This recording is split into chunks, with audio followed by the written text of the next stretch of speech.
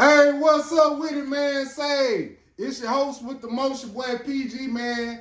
And I got a good guest today on the Bulletproof Podcast. I got the OG cast member. Hey, what's up, everybody?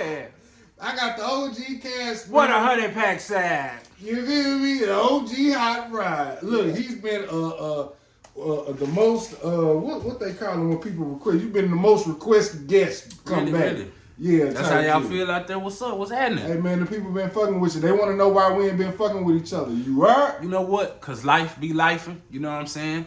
Journeys be taking niggas other places and shit like that. But guess what? Good thing about it is when you friends in real life, you can always come back. You can always reunite. And see, this the thing too. People gotta understand, man. Sometimes in life, when you have real friends and you have a real brotherhood, y'all do get into it. I'm not gonna sugarcoat nothing. We did get into it. We got into it like a motherfucker. Not once, but a few times. And it just got to the point where it was just like, damn, bro, we gonna keep getting into it type shit. Yeah. But then, cooler heads have prevailed on his part and my part. And, man, I don't know, man. I guess I can kind of say, bro, real shit. Like, our relationship is kind of,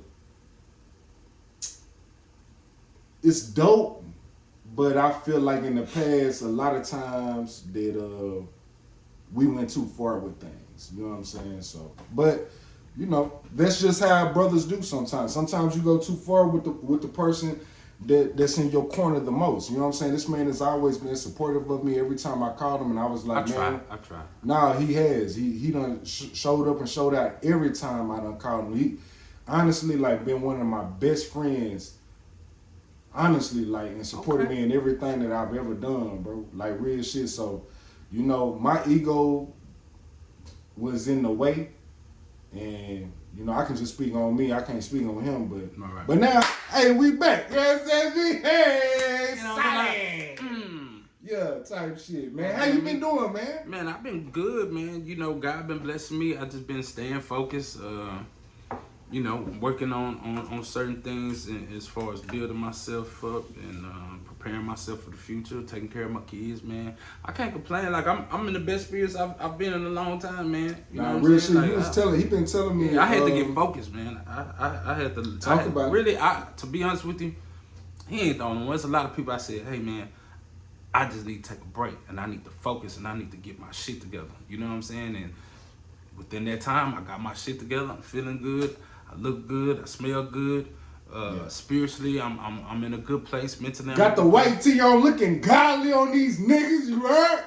You know what I'm saying? But yeah, bro, everything is up, man. Everything is everything, man. I'm in a good place.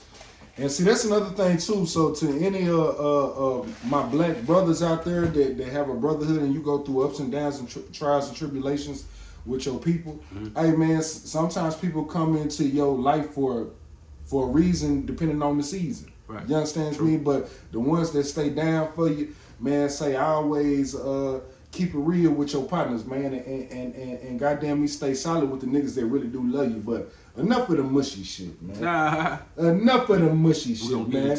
We finna get into it. We finna have a good old Kanye West. You want to start with Kanye West? Let's do it. Let's get into it. We finna get into a whole good Kanye West podcast right here. We're gonna talk about a lot of other shit too, but we're gonna start off with Kanye West. Tell the people how you feel about Kanye. Oh, Kanye is my favorite artist. He's been my favorite artist since he came out. Mm-hmm. I knew about him before he became an artist due to me being I was a huge Rockefeller fan growing up. I was a huge Jay-Z fan, Memphis Bleak, Beanie Siegel, Emil, you know what I'm saying? Like that whole little wave that they had going on. So when I heard some of Kanye's tracks on Beanie Siegel's album, some of the Dipset albums. Beanie Siegel probably one of the most underrated rappers of all time. I would love to see a Tiny Desk on Beanie Siegel. That would be dope. But yeah, when he signed to The Rock and then he came out with that College Dropout, I've been a fan ever since. He's like literally, out of any genre, one of my favorite artists. So, he can never do wrong in my eyes. At times he says things that I necessarily don't agree with. I get what he's saying, but I'm able to separate Oh, we gonna get into that. somebody's music from their personal life, because Right. we all ain't perfect. You know what I'm saying? Like, but overall, man, I love Kanye. You know what I'm saying? He's had a big influence on you as far as musically as well. He's too, had a right? big influence on a lot of niggas. Like the niggas that's my age group. I say, well, you know what? I can't even just put it on my age group. I just can answer for me. But yeah, he's had a very A lot of young people too, though. He's had a huge impact on just because his albums kind of like touch different generations. Yeah, you know what I'm saying, type shit. But I'm gonna tell you about me. I never been a Kanye West fan. I'm just gonna tell you, fuck it, nigga. Right. I wasn't a Kanye West fan. I could appreciate some of the music that he was doing. I like certain songs from Kanye West. I'm not a hater. Right. But that's when I was young.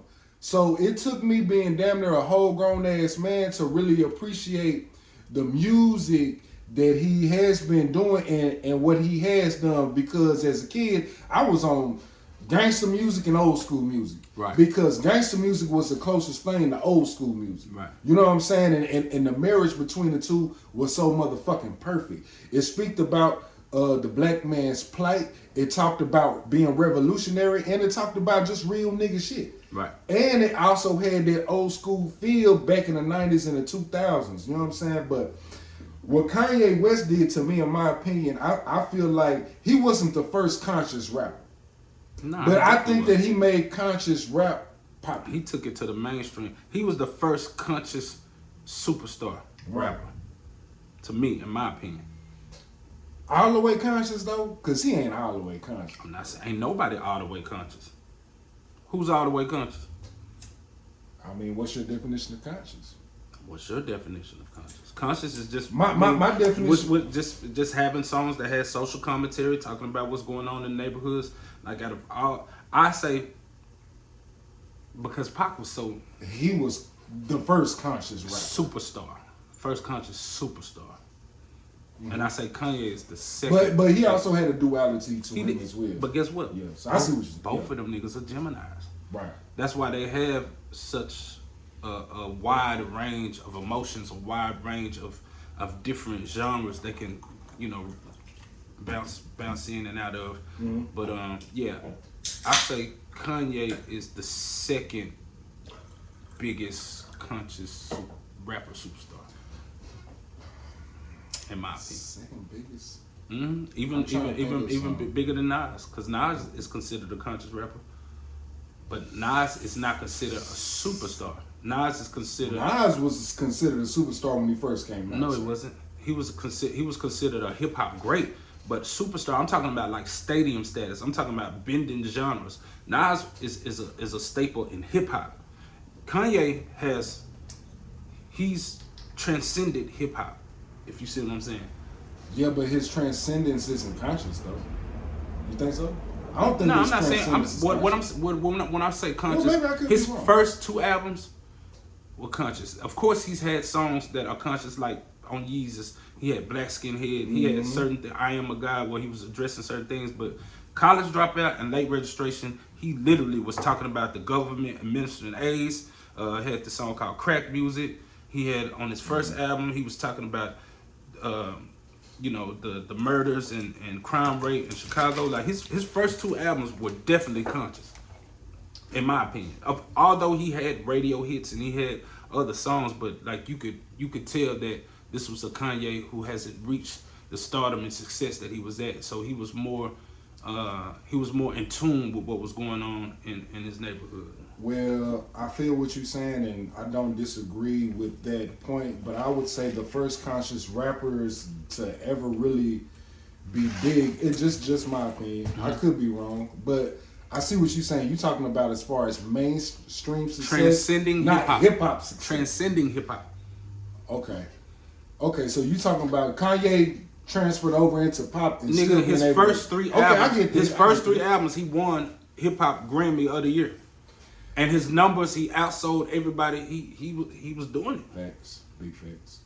Because I'm thinking of now. Tell me what you think. Because I'm thinking about guys like KRS-One, Chuck D. I'm thinking about huge. Mos Def. Right. Talib Talib Kweli. Kweli, not even Poe Righteous Common. Teachers. Common. Like it's been You got something. throw Common in there. Yeah, definitely Common, and even Ice Cube. Yeah. Was Ice Cube the first crossover success of conscious rap? Would you? He didn't transcend. Because he hip-hop. talked about the man. He talked about white supremacy. He did. But I'm saying like, and this, when I say this, everybody don't take it as I'm trying to downplay or downsize all of the other greats that kind of helped pave the way for artists to be conscious, but at the same time sell records. But Kanye took it to a whole nother level, just with production, with this nigga his first 4 albums, nigga had an orchestra.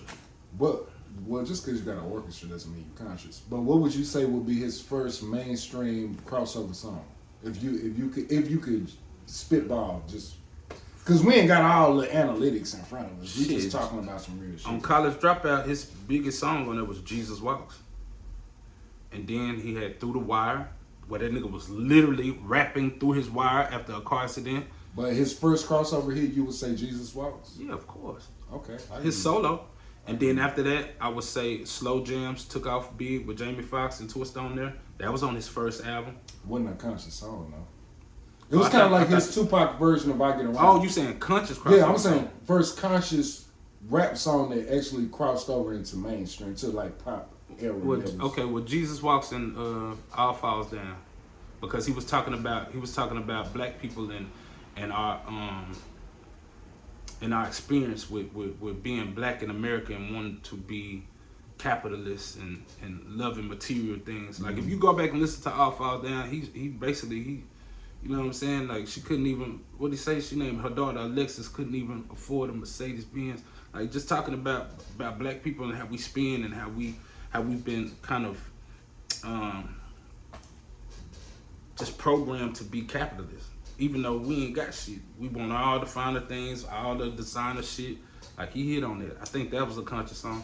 Yeah, I feel you on that. I think you might be right on that. So let's go into his discography. Now, before you got here, I was listening to the Donda album. Mm-hmm. It's got like 23 songs on there. I only got through not even halfway through it, but I wrote down a couple of songs that I did like. Right. But I'm not going to start with that. Okay. I'm going to start with his first album is Graduation, correct? College Dropout. College Dropout, my bad. College Dropout, damn. I was, okay, I got that right here. Graduation. College Dropout, I did like that album, but for me at the time, it just wasn't my bag. I understood it and I respected it. He had a lot of great songs on there that catapulted him into stardom. Mm-hmm. But I just wasn't on that at the time. Me and you had a great conversation. A lot of people weren't. Yeah, no, real shit. Me and you had a dope conversation where I was telling him, I was like, bro, I wasn't ready to receive College Dropout at that time. I'd never been to college. Right. I'm a motherfucking Job Corps baby. You know what I'm saying? Man, I'm a GED ass nigga. So even the title even threw me off. I was like, man, ain't nobody trying to hear this shit. Because you gotta understand, before Kanye, the most like gangster rap ruled the nation. See, Kanye came through, not saying there was Commons and shit like that, but Kanye came in with that backpack rapping, pink polo shit, and it was the first time that niggas was like, so you know, niggas was on the fence like, but for me, yeah. for a artist growing up that, you know, I saw some hard times and I seen some shit, and I just thought that all I could rap about was gangster shit, street shit. It gave me, it was like, oh, like, I can talk about what I can be myself. Yeah. I don't have to talk about this other shit. I can speak on this shit, but from my perspective. Right. You see what I'm saying? So Kanye opened up a door. He opened up a lane to where it was cool to be yourself. You know what I'm saying? If you wasn't no gangster, it's okay. And let me make this distinction very clear. When I say gangster, I ain't talking about being a blood or a crip or a hustler or nothing like that. I'm just talking about what a lot of black men, and I'm included in this, think what manhood is. And I'm using gangster as a broad brush to paint. No, I get what you're saying. Manhood is. But this is the thing. Growing up, because that's what we was listening to and that's what we thought it was more black men that wasn't gangster, but didn't know how to express Well, themselves. shit, according to shit, everybody, there wasn't nobody gangsters. I mean, in the rap music. technically, I mean, it was some real the stories gangster that I movies. heard. A lot of niggas, because they didn't know that they could be themselves. It's probably a lot of artists we can go back and say, you know what, he probably wasn't even really no gangster. He probably didn't even we do did none have of a that lot shit. of artists that was themselves back in the day.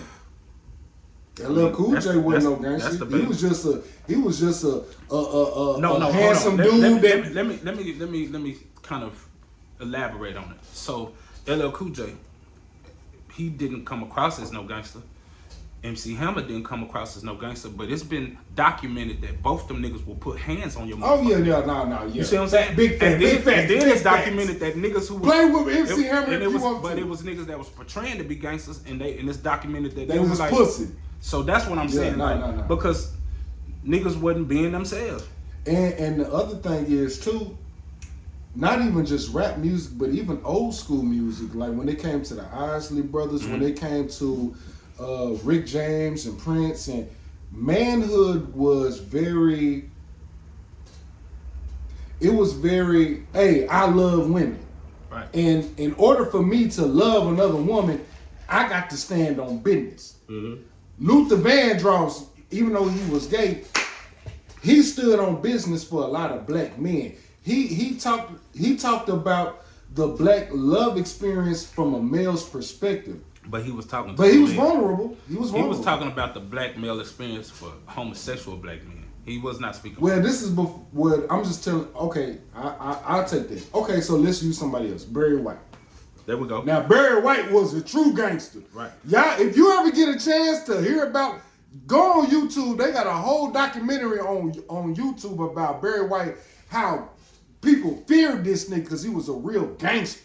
Nigga been locked up for murder and all this type of shit, bro. I ain't even know that. I was like, damn, Barry White out here.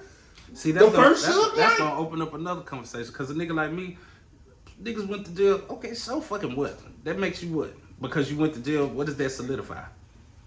That's not good. You're not a fucking good role model if you just because you went to jail and shit like that. Niggas shouldn't respect and fear you and shit like that. You a fucking you made some. I don't think people You made some poor decisions in your life. You went to jail, you got out, and you changed your life. Cool, but I just wish that we could change the narrative on going to jail and being a gangster. Like that's the plateau of the black experience. Like That's definitely. I don't know nothing about none of that that's shit. different. I ain't never been to prison, so I don't look. I've up never to, been to prison I don't either. look up to gangsters. I don't look up to prison niggas. I don't. That shit is not the epitome of manhood to me. I was looking up to Barry White before I even knew about this. I was a grown ass man when I found out about his life. I didn't know that totally took me off guard. Right. I didn't look up to Barry White because he was a gangster. Didn't know about it until I'm damn near in my 40s. Right. Well, I'm speaking really to what we was talking about previously, as far as gangster rap and gangster rappers and shit like that.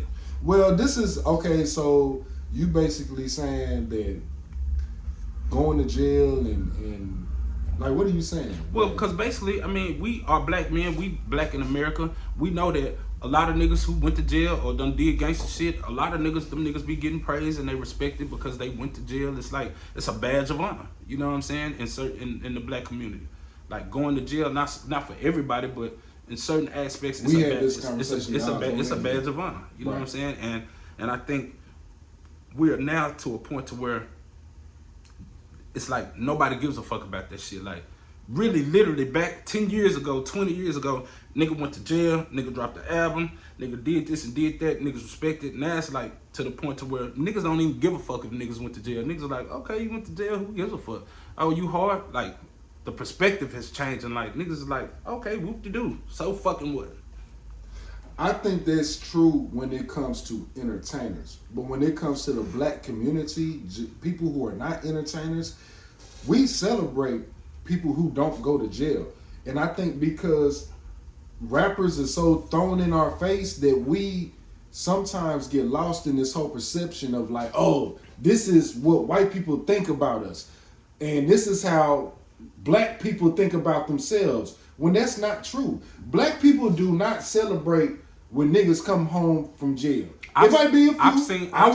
I've seen in my lifetime, I've seen more celebrations of niggas coming home from jail than niggas graduating. And I would say in my lifetime, I've seen more people getting celebrated for graduating high school and getting a better job and going to college and excelling. And we actually throwing parties for these people. And I never threw a party for my uncle getting out of jail. When he got out of jail and all my cousins and stuff, we did not throw a party. It was just like, okay, the family would get together and say, brother, look, now we got you. You covered in the spirit of godliness, and we're going to do whatever it takes for you to get to the next level. But when you have my sister, when she graduated high school, we threw a party for her. Yeah. Like, you know what I'm saying? Yeah, like, yeah. we throw parties for great accomplishments. I think it's a thing where, because, and it's just my opinion. Yeah. I'm not saying this is something that you went through, taking but I think there's this thing that black people celebrate niggas getting out of jail. Especially when you see a BG coming home from jail and he gets gifted with the gold chains and cars or all these rap niggas. Mm-hmm. That's not the truth in black society. Niggas do not experience that being real jail niggas and they from the hood and they not no goddamn me got $1 million in the bank or nothing like that. That's what rappers do. What real black people do, man, you get out of jail, hey man, say the family gonna get together and make sure you good. Hey, what you done learned in jail? What trade you got? That's what we gonna talk about. We ain't we not finna bake you a cake. You know what I'm saying? Like, we not finna blow out no candles. The family is gonna get around because we miss you. That's not a celebration, it's just that we miss you. But we celebrate black culture. To me, we celebrate when people graduate and get out of college, go to college and get a new job and get a trade. We celebrate that shit. Well, can I say this then? That's my opinion. There's two different sides of black culture. But because we're all black, we try to group it all into one thing. There's niggas and there's black people. Facts. You see what I'm saying? I agree with that. Cause I done grew up on both sides. I done seen a lot of nigga shit and I done seen a lot of African American shit.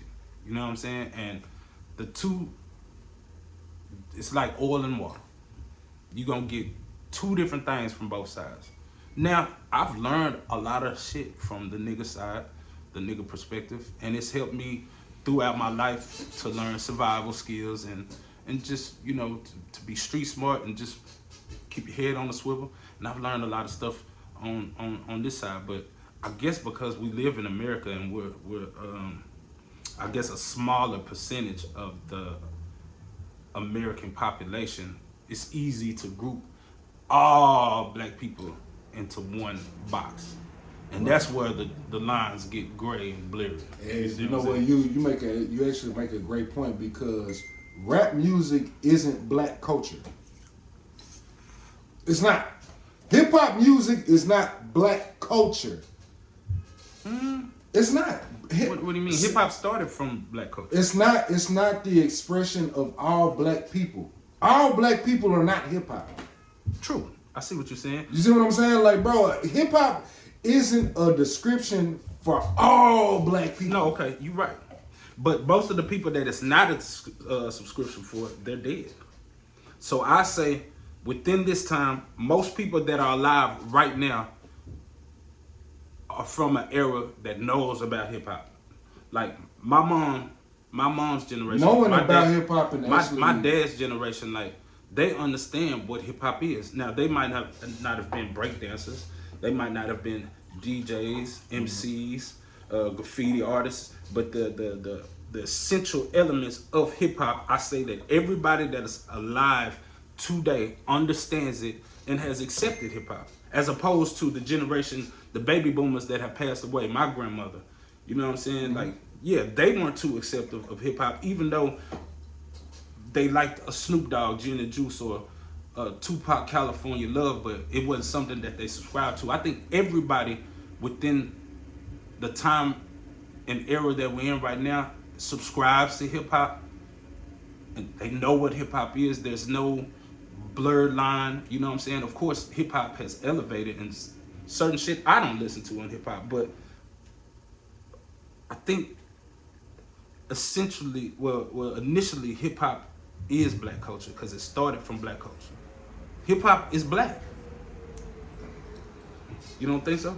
I definitely don't think so. I think hip hop is an expression of a lot of individuals that love hip hop, but it doesn't talk about black culture because black culture is so much richer and so much more deeper than hip hop. Our culture is way deeper than hip hop, bro. Our food, the way that we talk to each other, the way that our spirituality, the way that we dress, the way that our families unite. How do you know? Okay. But let me finish though. Okay. But I will say this though. I can understand why you would say that and why a lot of black people would say that because hip hop is so influential. And because not only is it influential, but it's advertising bullshit to the masses. But that's the which thing. is designed. Okay, but we're talking about a specific. See, hip hop is an umbrella, and there's different genres that fall up under hip hop. All hip hop ain't bullshit. All hip hop ain't because my thing is, I was born and raised in Dallas, Texas, but growing up, I knew about New York. I knew about Harlem. I knew about the Bronx. I knew about Brooklyn because of hip hop. I knew about California. I learned about gangs. I learned about Compton because of hip hop.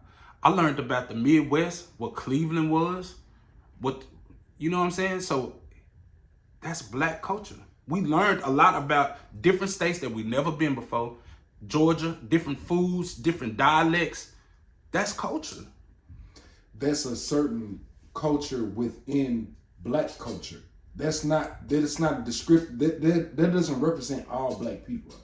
Nothing represents all. No, black people are not a monolithic thing. We have different genres within black culture. That's what makes us so dope. I understand what you're saying though, but white supremacy. It's just my opinion. White supremacy will throw dollars and will popularize the most negative stereotypes to the masses globally about black culture and make everybody think, oh, this is what black culture is. This Sexy Red popping her ass and my booty hole. We've always had that though. Yeah. I'm gonna say this. I get what you're saying, but we have to stop using that as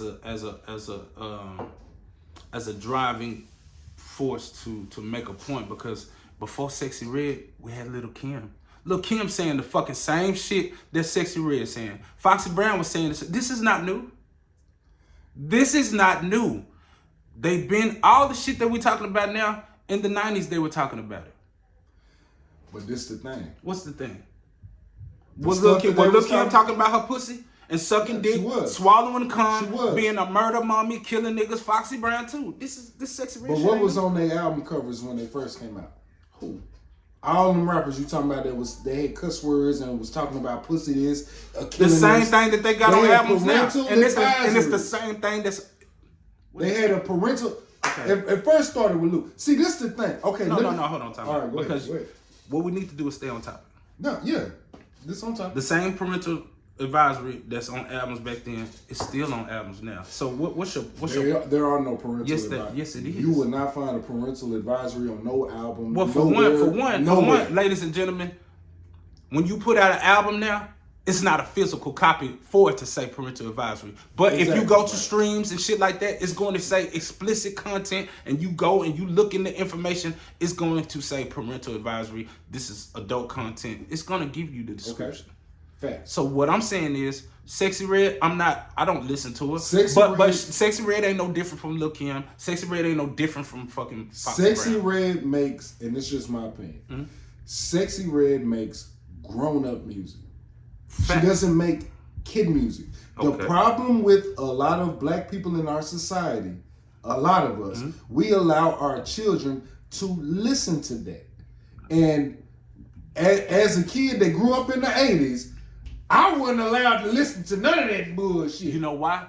Because you didn't see. This is the difference, and it stems from the music of yesterday and today. It's about the parenting. Most kids that grew up in a single parent home, daddy wasn't around, mama working 2 jobs, you living in the ghetto. Of course, those motherfuckers was listening to Foxy Brown and Lil Kim and shit like that just as of today. The reason why you couldn't listen to that, because guess what? Your mama gave a fuck.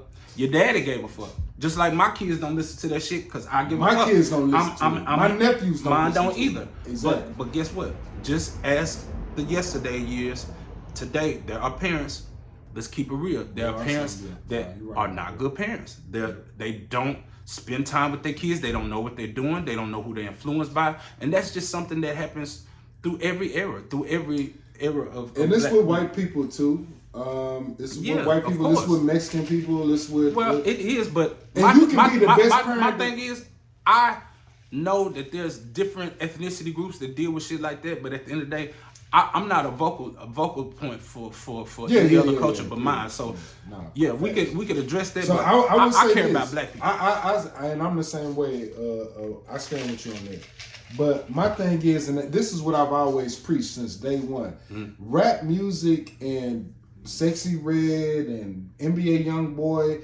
That's not the problem with black people and black culture.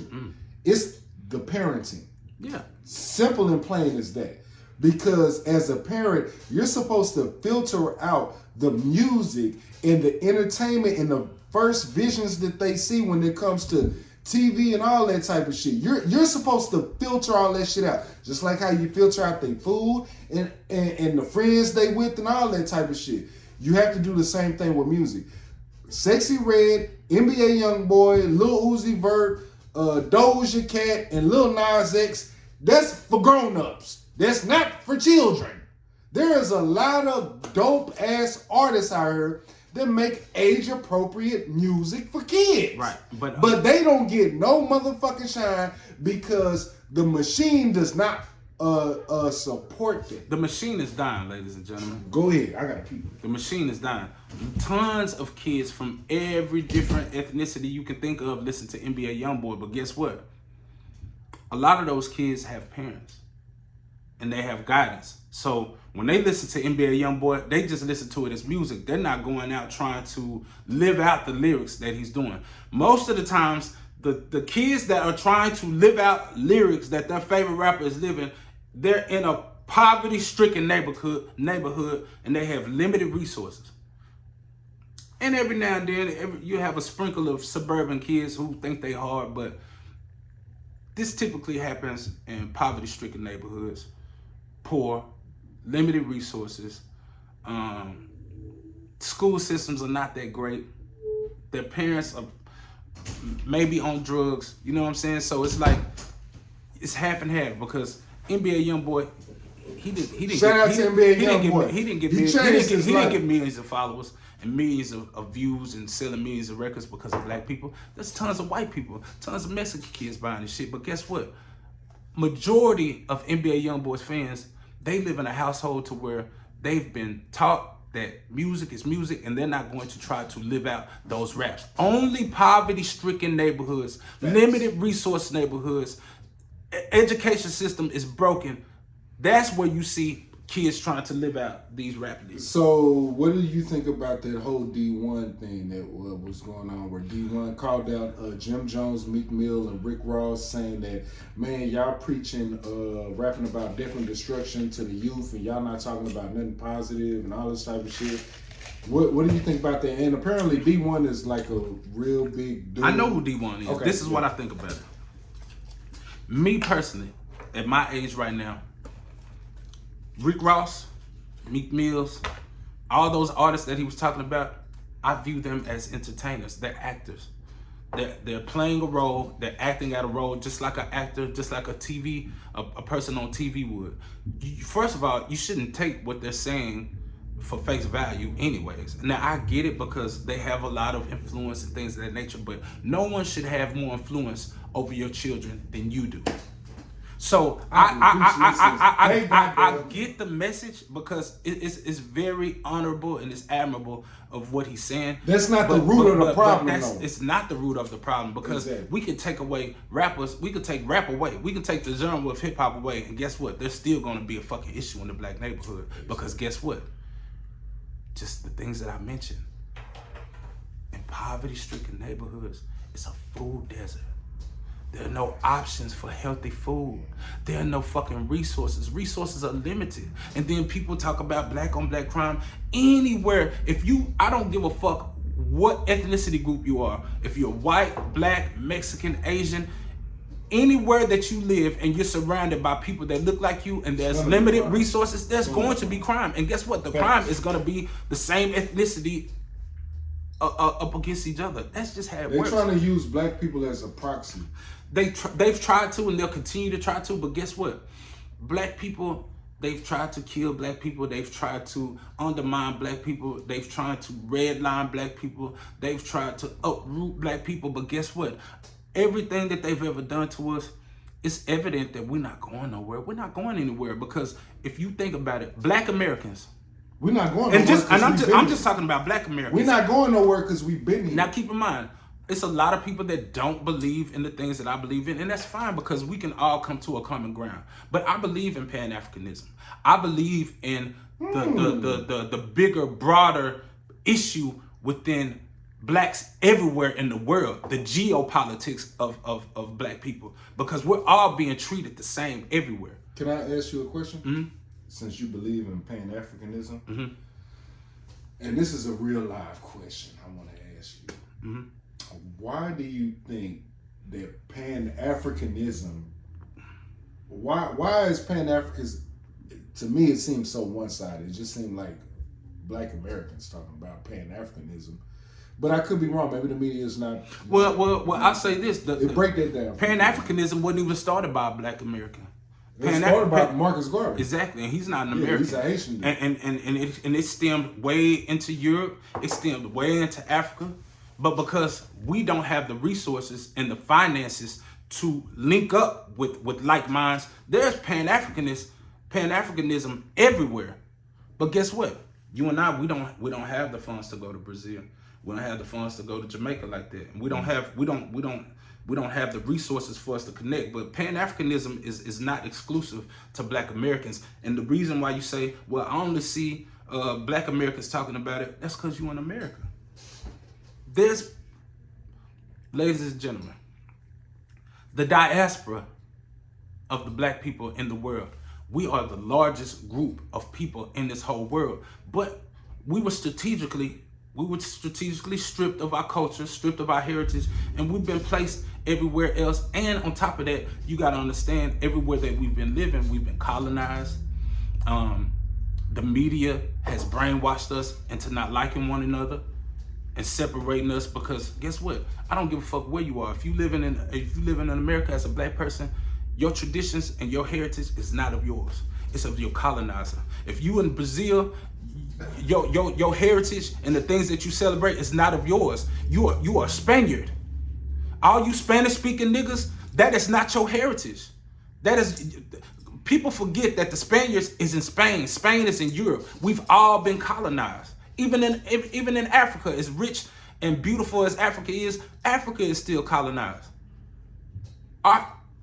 Some black people, I will say, some black people in the diaspora, they do know their exact heritage and their culture, their ethnicity, where they come from. They can be specific, as in, I can say something broad as West Africa. Mm-hmm. But in West Africa, you have Ghana, mm-hmm. you have Mali, you have the Dogon tribe. You can get real specific, but a lot of us are not privy to that information, because either A, we don't have the resources, or for most of us, we don't have the information. So let me ask you this question. This is a real question. Mm-hmm. I'm not finna give you, because everything you just said, I agree with. Okay. To a certain extent. Right. What do you feel about the difference between foundational black Americans, FBA, that mm-hmm. Tariq Nasheed has been talking about, and Pan-Africanism? How do you feel about that? Well, I mean, you got to be a little bit more. Where do you feel about, because FBAs, they believe that they're foundational black Americans that been in this country. They're indigenous to America way before any white people. Right. Pan-Africanism is like, we were slaves brought over here, and we want to hook up with Africa, and we want to, you know what I'm saying? We want to go back to the homeland, and we want to do business with the homeland. but foundational Black Americans is like, nah, nigga, we different from Africa. We're indigenous to this land. We 10, 12 generations deep into this land. We done fought in every war for this in this country. I'll say this. So you have America, right?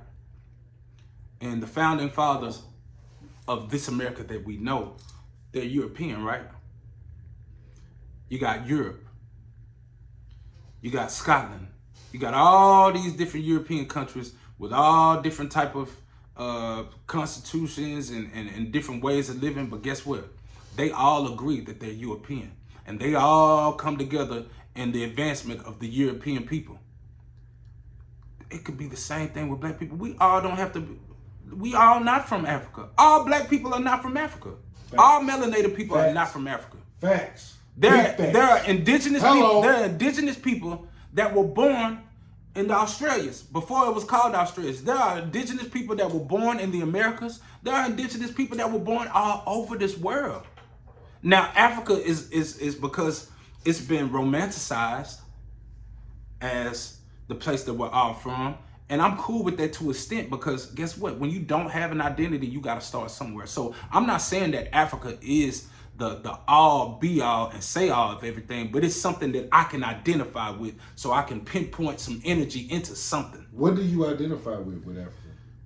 What do I identify? I know that you personally. I know personally that I have ancestry from Africa.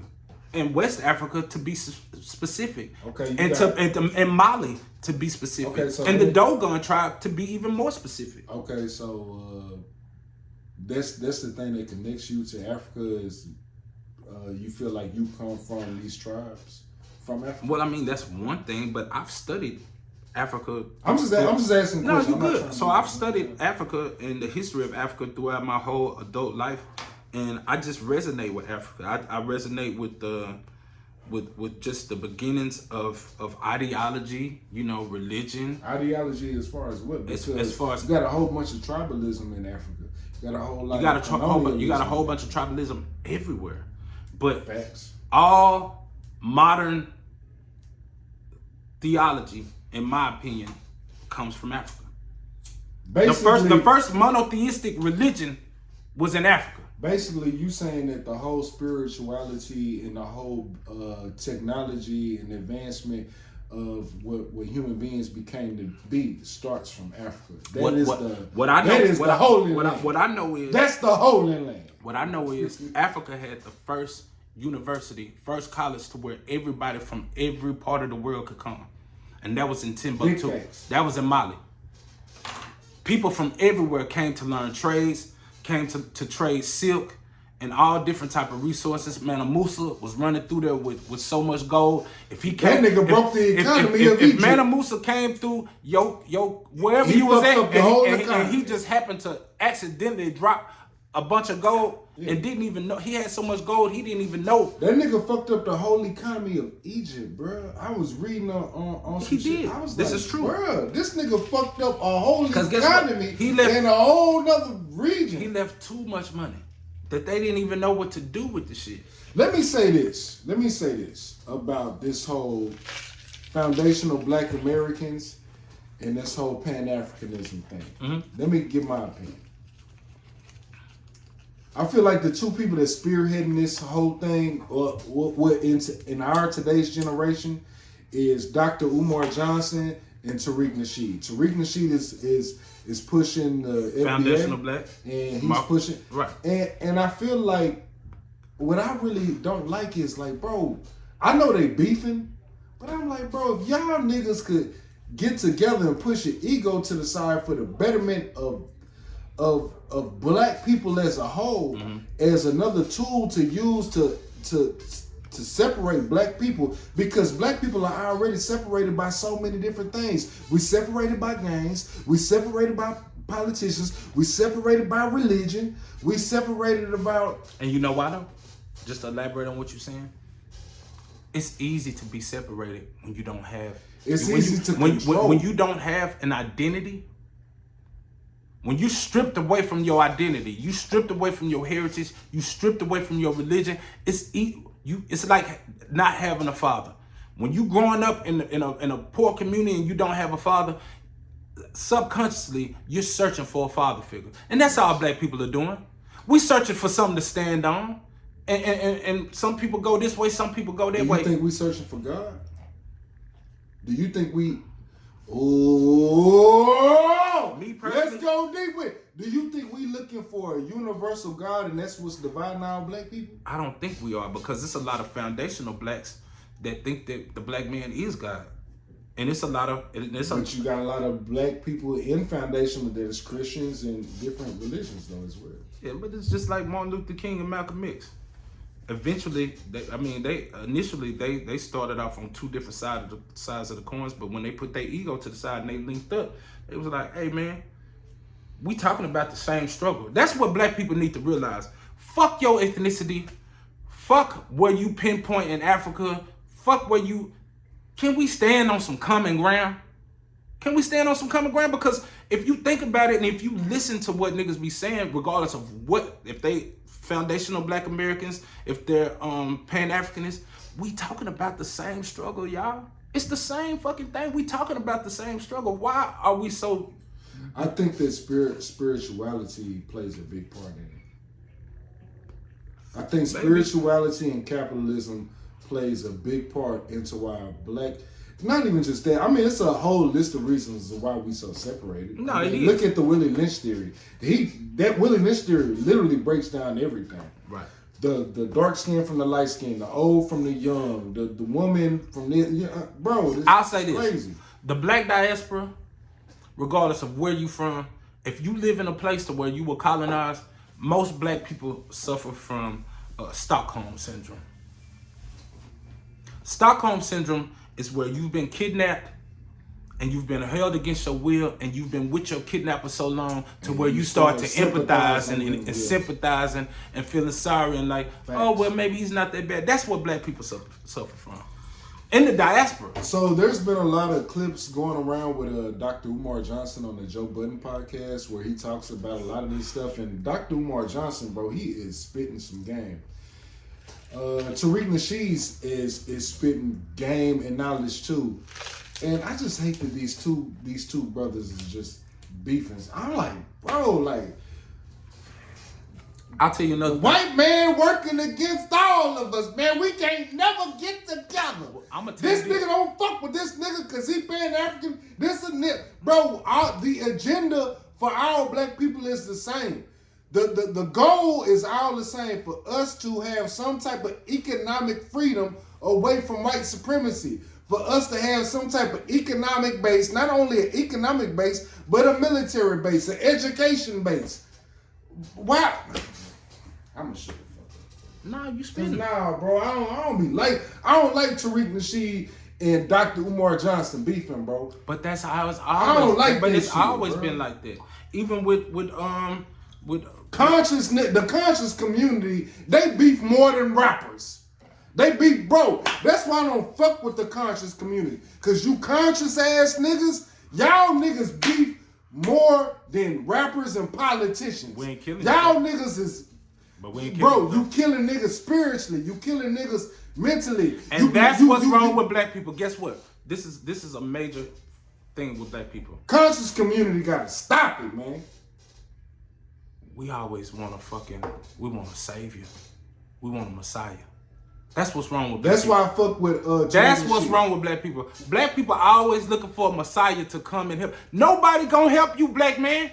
Nobody coming to help you, black woman. Stand up, help your fucking self. Nobody's coming for us.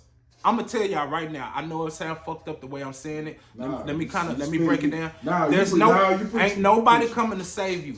Nobody. No president. Coming to save no you. government. I don't give a fuck if you Pan-Africanist, if you foundation. Listen, there is no Messiah. You are your own Messiah. You have to save yourself. You have to save your kids. You have to save your community. Nobody's gonna do it for you. There's nobody coming from the sky to do it. The government ain't gonna do it. Who's my guy that did the book on black economics? Dr. it's a brother. He an old school brother. He old. I think he like in the 60s or 70s. But the old school brother, he talks about this. The power economics dude. Okay. Dr. Claude Anderson talks about this. Tariq Nasheed talks about this. Tariq Nasheed literally comes out because he follows the teachings of Dr. Claude Anderson. Okay. And he says that, bro, can't now one person bring black people out of white supremacy. It takes a group effort. And black people need to stop looking, like what you just said, to speak to your point. Yeah. Black people need to stop looking to a Messiah and start looking at us as a whole. What's the white person Messiah? They're their own Messiah. What's the Chinese person Messiah? They own. Black people is the only people that's like, oh, Dr. Umar Johnson ain't gonna save you niggas. And I know saying this. And I love. I don't mean to sound condescending when I say this, but it's gonna sound like it because I stand firm on this. It only makes sense, and this is, to me, it's simple common sense. If you can go back in the past and you can read up on your people being colonized and your heritage and your spirituality being stripped away, why would you believe in the same thing that your oppressors believe in? That's just common sense. If you've oppressed me, you've taken me away and stripped me down to the most minuscule thing that you could strip a person down to, take away his humanity. Because in the Constitution, it speaks of us being 3/4 of a man. That ain't shit. Why would you in return pray to the same God that your oppressor pray to? That don't make sense to me. That's just common sense. That's like a motherfucker. If a motherfucker came in your crib, robbed your crib, tied you up, and then they didn't leave your crib, they kept you tied up. You had kids, they tied your kids up, and you sit down and you read the same book and pray to the same God. Why would you do that? Why would you do that? Black people, why would you do that? Now keep in mind, pray to whatever God brings you peace and makes you a better person. I don't knock none of it.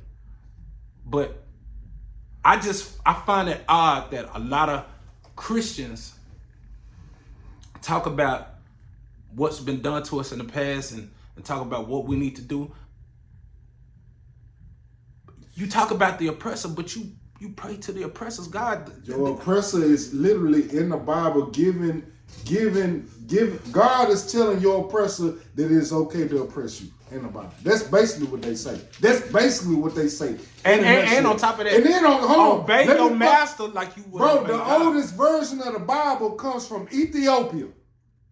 The oldest version of the Bible. It's damn near 82 chapters of this motherfucker, and they chose whatever chapters that's in the King James Version Bible, and he was a homosexual ass motherfucker, and he used it to goddamn me have control. Man, y'all niggas, how you gonna believe in the Bible when you don't know everything that's in that motherfucker? Hold on. Let me say this, bro, big bro. Let me say this. How the fuck can y'all niggas believe in the Bible? And if you do, praise God, Allah, whoever you choose to believe in. I'm not shitting on nobody. Right. But I'm just saying, how can you believe in the Bible when there is damn near fucking 15, 12 other versions, chapters that has not been put into the original Bible? How y'all gonna believe in some shit that you don't even have the whole truth to? I'm gonna shut the fuck up. Yeah, and just for everybody who would like to educate themselves, go look up the Council of Nicaea. Do your research. Do your research on how the Bible was separated and certain things were left out. Just do your research on it. You know what I'm saying? I'm not here to knock you, but educate yourself. My thing is this too, though, Rob. Real shit, bro. Mm-hmm. Whatever makes you a better human being at the end of the day. Oh, for sure. Yeah. That's dope. Yeah. I'm not shitting on Christianity. I'm not trying to talk down on Christianity. I'm not talking down on Muslims. I'm not talking down on Jews or Buddhism or nobody. But I will say this when it comes to black pastors teaching Christianity to our people. Y'all niggas never, and I've been saying this, y'all niggas never want to talk about African history and how it has molded They don't know nothing about African history. because they don't even want to take the time out to even. But when you become a How pastor, you gonna preach about God when you don't? When all of your knowledge begins and ends with the Bible. Our history in Black history predates the Bible by thousands of fucking years, my nigga. But guess what? So we ain't gonna talk about that in the church. But this is the thing: when you become a pastor, or you come ordained, or whatever the case may be, you don't have to get a degree in world history. You don't have to get a degree in American history. You just have to get a degree in theology. A lot of them don't know about African history. That's why they can't talk about African. They don't know. They don't get paid to talk about African history. All right, man. Look, we was supposed to be talking about Kanye West. This bitch took a whole nother. Bro, I don't even think we can go back to Kanye West. All right, so boom, let's have a real deep conversation. Okay. Is Jesus a money grab for Christians? Because I said this to say this, right? Is Jesus using Christianity, especially with white people? When you look at a pastor like Joel Osteen and Benny Hinn, when you look at these motherfuckers, they just look evil as fuck. Have you ever seen a picture of Joel Osteen? Joel Osteen look evil as shit. These white pastors be looking evil as dog shit. Now, the black pastors don't look as evil, but I feel like they're even more evil because they're just preaching white supremacy propaganda spiritually. But these white pastors, I don't know how some of these motherfuckers. I want to say something. Joel Osteen look crazy as cat so shit. he talking about looking evil and spreading the message. You know who else look evil and spreading messages? So-called rapper street niggas with all these tattoos on their face and mean mugging all the time. Them niggas look evil too. And them niggas spreading false motherfucking messages. I look at all these motherfuckers the same. A message is a message. If you spreading the message, you should be conscious of what you're spreading. If you don't give a fuck, that's evil to me. And I don't give a fuck if you a white person, the whitest of the white, or you a nigga with tattoos all on your face talking about selling drugs. It's the same to me. Because it's all keeping us in bondage, in my personal opinion. That's just how I feel. I feel like spiritual bondage. Music is Way spiritual. more. Music is spiritual. Music is spiritual. Ladies and gentlemen, music is spiritual. Just like when a pastor talk, that's what rappers is doing. They talking. They spread messages.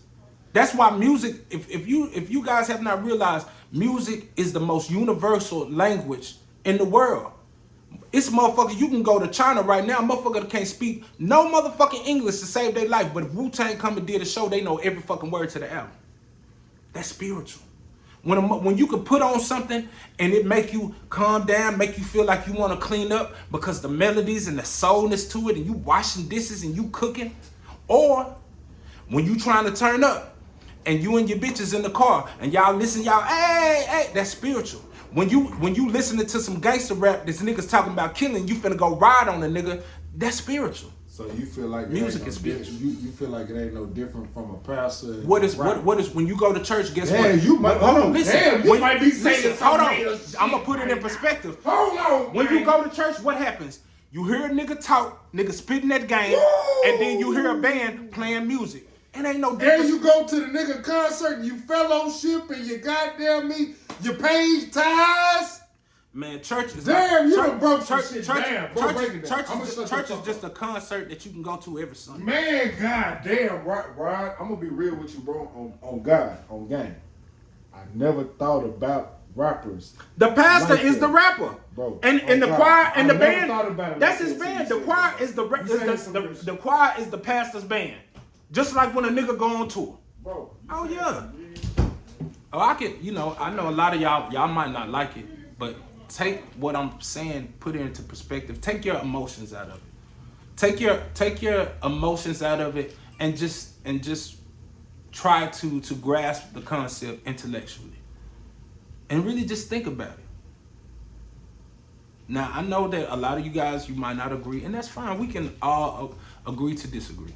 It's okay. But if you really put things in perspective, a pastor sits up there with a microphone and he preaches his message, because it's not the Bible's message. Because the Bible is straightforward. You can read it front to back. It is what it is. But as a pastor, you have to come up with a new style, a new flavor in order to as a pastor, look, the Bible is what it is. You can read it front to back. But as a pastor, you got to find your own flavor and your own message within that to resonate with the crowd. It's the same thing as a rapper. And guess what? The rapper gonna have a live band. The preacher got a live band. The preacher got a choir. He got background singers. Choir director. But guess what? You get to go to this concert every Sunday. Every Sunday. As opposed to a rapper coming through every once in a while, once a month. You go to Friday, Saturday. It's the same thing to me, because guess what? I've been to church and I've been to a concert. You know what happens when the crowd starts feeling what the artist is saying and that music's playing and that rapper's spitting? They get to rapping that shit. They jumping around, bouncing around. They having the Holy Spirit. And guess what you see on Sunday? The same thing. It's the same fucking me thing. up. Take your emotions out of it. Just think about Okay, it. so let me speak to your point. Let me add credence to your he's point. gonna elaborate. Because I've been doing a lot of research about these artists doing these demonic rituals in their performances, being witches like Beyonce, Taylor Swift, Doja Cat, like literally doing demonic rituals and casting spells and all this type of shit. What do you think about that? Nah, you don't believe in that? That shit cat. Because I'm gonna be real with you. That's some spookism shit, man. That's how they keep your ass confused. Because guess what, man, that shit's fucking cat. I think I don't believe in the devil. The devil is not real. The devil is a fucking boogeyman, a spook under the bed. It's not real. Why the fuck are y'all so? For one, if y'all believe in God so much, why the fuck y'all so fucking scary and talking about the Illuminati? Are you covered in the blood or not? Cause you motherfuckers, y'all too fucking scary to be God fearing. A God fearing person is not scary, because guess what? You only fear God. Why the fuck y'all believe in all this spookism and shit? Why y'all so scary? I never understood why, if God is supposed to be the definition of love, God can't be. God cannot. God of the Bible cannot be the definition of love, because God of the Bible said in the Bible, "I am a jealous God. I will blow this shit up." Is that love? that is not love. Ladies and gentlemen, like I said, you might not agree with me, but I've read the Bible back and forth. Yeah. This nigga, Sodom and Gomorrah. Bro, he caused death and destruction on every and guess what? civilization. You trick a man. God was Hold on, not hold on. playing. God was the Listen, first listen. there. God was 50 God Cent. said, hey, if you love me so much, peep how weird this, how crazy this is. You love me so much, nigga, I want you to sacrifice your son, nigga. Bring him to the motherfucking altar. Cut his goddamn neck off. Not even Why just would- that, why- bro. why? Just look at how they talk about heaven in the Bible. How we supposed to die, and then we supposed to be singing God's praises all day. What type of life? What type of afterlife is that? What type of God wants you to sing His praises all day?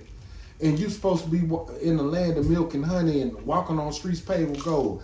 I don't know if niggas know what gold feel like on bare feet. That shit is rough as a motherfucker. I'm not trying to, bro. And The then guess Bible makes heaven What it sound say, boring what it as a say about motherfucker. milk and honey? I'm trying What to it shoot say- dice what it in say- there. what it say I'm about- trying to go dead on heaven, Doug's man. What it say about milk and honey? Look, the heaven that Tupac talked No, about. what the milk and honey? What did it say about milk and honey? First of all, I'm a Nah, but what did it say about the milk and We honey? gonna be drinking milk and honey, and we gonna be sitting on Let clouds. me and- ask you. Okay, and okay. singing So, look, hymns. so with the milk and honey I ain't thing, trying to do with that the milk shit and honey all day. thing, let's take spirituality away from it, and let's put realism in it, and let's use our brain. If we up there drinking milk and honey all goddamn day, you know black people gonna have diabetes. Why the fuck would I be We sitting up there like, drinking? bro, we gonna be shitting like a Lactose motherfucker. intolerant, We black- lactose. Bitch, I can't eat ice cream for more than one day. I'll be farting and shitting. If I'm eating milk and honey, And for honey? fucking 2 months, I'm gonna die. My The blood. land of milk and honey? What is the bro? What is that? Nobody knows. Nobody can tell you. I think they probably said that. And honestly, Man, this shit. They're probably saying like it's the gonna be Bible. The fruitful. Bible is full of not algorithms. My bad. You know what I'm trying to So say. what do you feel about the simulation theory? Shit. Yeah, nigga. Let's We talk damn shit. near. Okay. Guess what? You go to work. Yeah, of course. Let me ask you. I gotta this. survive, Now, hold on. nigga. Shit. I bet you that 90% of people in America have the same fucking routine that they do every day. They go to sleep, they wake up, go to work, come home, eat dinner if you have kids, get fucked up, whatever the case may be, and you do the same thing every day. That's a fucking simulation. That is a simulation. Even if the simulation theory ain't, see, this is the thing. I've come to the point to where I can entertain certain things. I can entertain certain ideologies and different shit, but I can still be real about it. It's cool to entertain shit. It's cool to talk about shit, but at the end of the day, we are living in a simulation. Your life is simulated. You do the same thing So every day. I seen this this professor. He was talking about ones and zeros, and they was basically doing like a research project on the simulation theory, and they was like, bro, our universe and our planet works too perfectly for this not to be a simulation. Right. And they proved it with ones and zeros. They literally was like, bro, everything that we mathematically could decide, the Dinka code? yeah, bro. He was like, bro, everything is like a simulation, Like the bro. Matrix, when you see those numbers coming down, that's the ones and the zeros. Yeah, bro. So it got me to thinking. It's like real shit. You know, me and you had these conversations, but we ain't never really had it on camera. But I was like, I don't know. I just feel like it was dope. I'm not saying I believe in the simulation theory, but I feel like there could be a possibility on the endless possibilities of all the theories that they're talking about. I think all the theories that these scientists are talking about are other dimensions. Mm-hmm. I can see that. Now, hold on. Let me fuck you up even more. All the movies that we watch. What's your favorite movie? What's your favorite series movie? Like trilogy? The Matrix. The Matrix? Yeah. I feel like that is a reality from another dimension. Mm-hmm. If the universe is infinite, and if different dimensions are like in the whatever realms they are, like 13 dimensions or whatever, but the universe is infinite, what if all the movies and all of the stories that we tell, books and all that, is coming from a higher dimension that's literally going on in another plane of an existence, Right. like Harry Potter. Right. What if that's a real thing that's going on in another dimension? What if Star Wars, Star Trek is happening and we just tapping in to that existence, and we're able to make movies about it, and we put truths about our own reality into those movies to make it not only digestible, but to damn near be fortune tellers at the Right. same time. Because I feel like this about spirituality. Mm-hmm. Let me say this, and I'm gonna let you talk. I feel like our government, I believe in reptilians and all that shit, okay? But I'm not gonna go on there. I'm just gonna speak about the government real quick. I think that our government, there is a propaganda to stop the evolution of human beings being the conscious, telepathic motherfuckers that can tap into different dimensions ass niggas in order to control. Why they want to control, I don't know. I don't know the why they want to control. Right. But I do feel like that there is a war going on with spirituality, with technology, politics, and supremacy.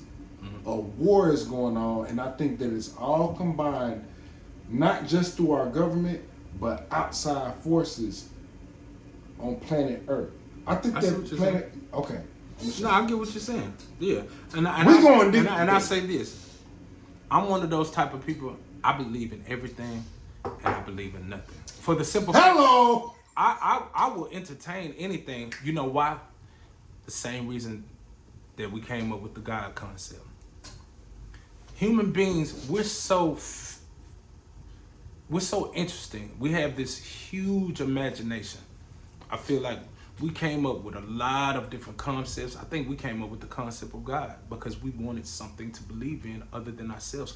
We were here on this earth living and dwelling in primitive nature, and it's like, man, we've been doing this so long, like, let's spice it up.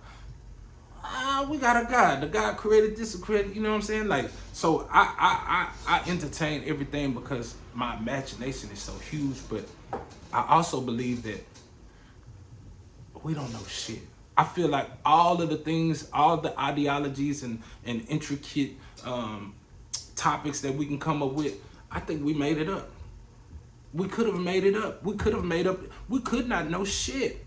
Of course, we've advanced extremely and when it comes to technology and a lot of different things, but I think that we're still just a baby. We're a speck in this whole thing. Like, as important as we try to make ourselves seem, and as intelligent, as revolutionary, as progressive as we try to make ourselves seem, this is nothing. This is nothing. So what do you think about with that what you're saying? Mm-hmm. Do you believe in God? In the traditional sense, no, I don't. So when it comes, hold on, let me answer. Okay, let me elaborate. So in the sense of theology and one God and a God is a He and it got a name. If there is a creator, if there is a source for everything, it's too huge to put in a box and give it a name and say it's a he and it thinks like this, it's jealous. I don't think the creator of the universe even has emotions to be jealous or want you to do this. Why the fuck would it even care what you think? If this is an infinite, unlimited space, why the fuck would the creator give a fuck about one species on a floating rock in one solar system in one Milky Way? Why would I give a fuck? Do you sit? It's a big ass bush outside this house. It's a bush and it's a bunch of dirt. You think every day I'm gonna pick one little spot of dirt and just focus on these ants every fucking day and they're my biggest? Get the fuck out of here. I got biggest fucking shit to do. So you don't believe in God? Not in the tradition. I believe that there's a creator. There's a source that keeps everything harmonious and going because when in the me order. And you used to But a God, because at the end of the day, you just asked me, do I believe in God? A man-made fucking word. No, I don't believe in God. It's some shit. What is God? Because no, I asked God is the energy. God is the energy. Who told you God that? is the synergy. God. Where did the name God come from? Who created the word God? Okay, let's go outside. No. Let's stick to what you're saying on the basic level. Hold on, I'll let you talk. Let me talk. Okay. So let's talk about God real quick. Okay. God is something a title that we placed upon something that we don't understand, correct? Now, I'm not saying God is the right word, but it is the best word that we can use to describe a higher power, correct? Yes or no? No. Yes. But no, that's the I best disagree. word. That's the best word in the English dictionary that we as humans have to use to describe what the other thing is out here in this universe. That's the best word that we can come out with. That's the best word. That's all I'm saying. Now, I'm saying that I know that there is a God. Mm-hmm. Let me tell you the reason why. Okay. This universe works too perfectly. Your skin, your body, your cells in your body, your veins and all that shit works too motherfucking perfectly. The water, the earth works too perfectly. Everything in this universe seems simulated by a higher power. You don't have to call it God or nothing. Just a higher power. Let's just say Does the God that you're talking about, does it have a gender?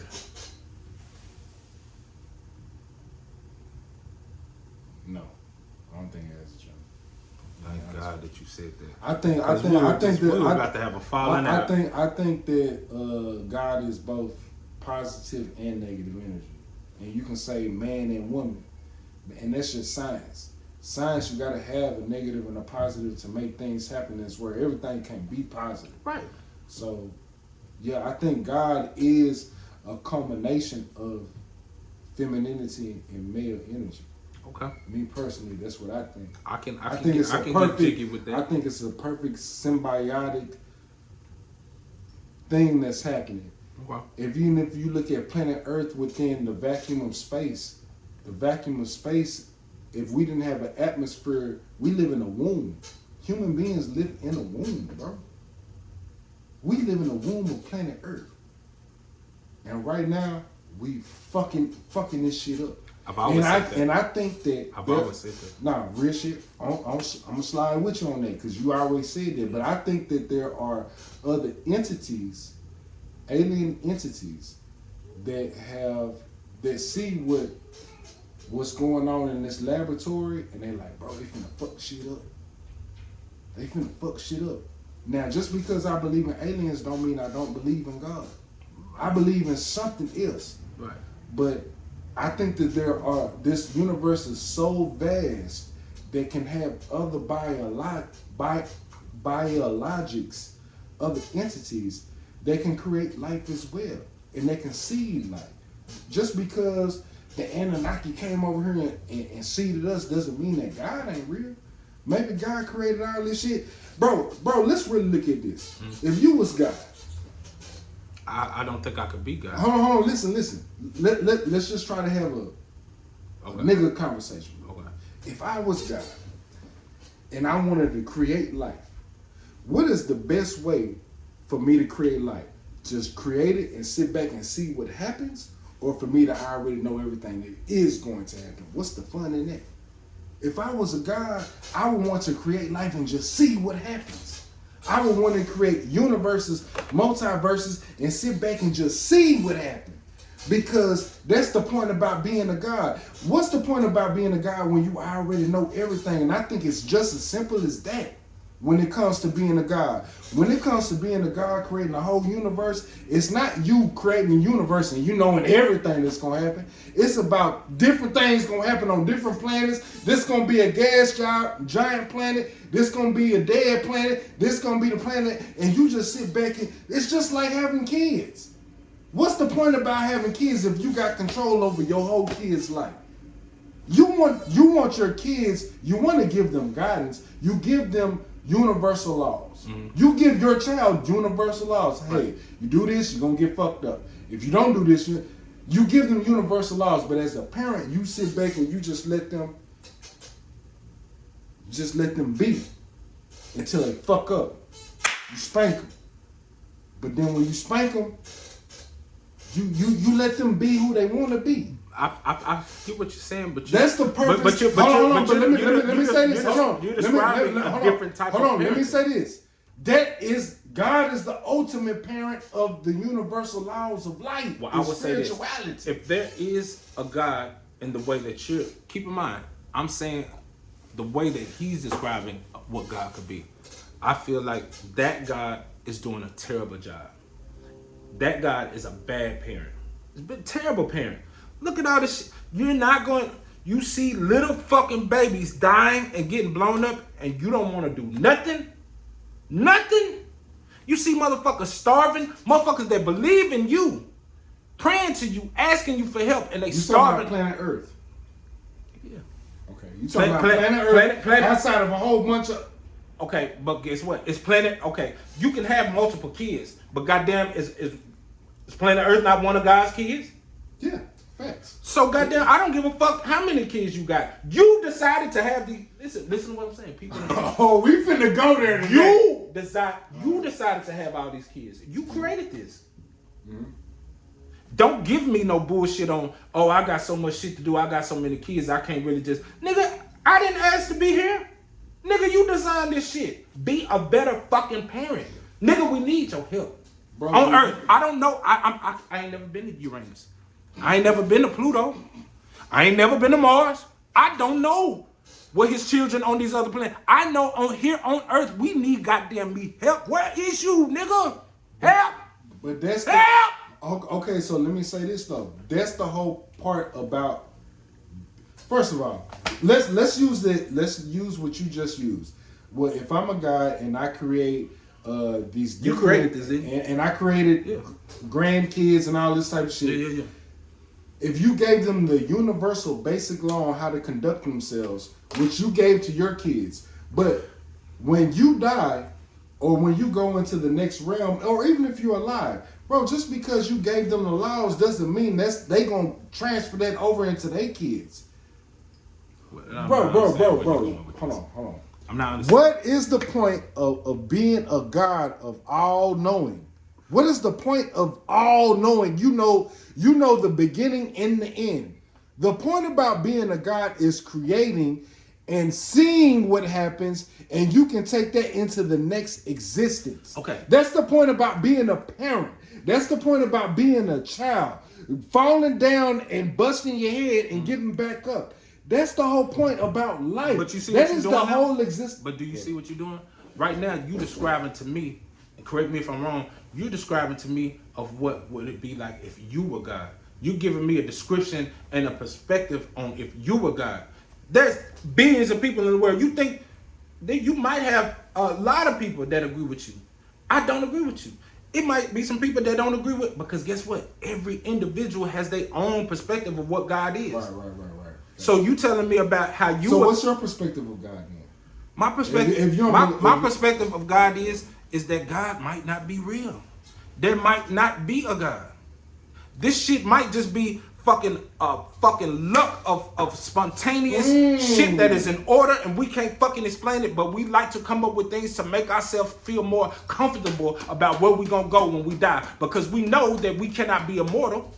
We know this throughout history. So I believe that man has come up with something that eases the thought of where he gonna go. Well, can I give you some pushback on that? We do know that we can be immortal because we've seen it in real time about kids coming back and detailing past. Let me go ahead and let me kill that. Okay, all right, go ahead. So yes, we have heard that, but guess what? Everybody doesn't experience that. So I've heard maybe I've never experienced that. That's what I'm saying. I've maybe heard like 20, I've experienced what it was like. What I'm saying is I've heard maybe 20 stories where people come back, but guess what?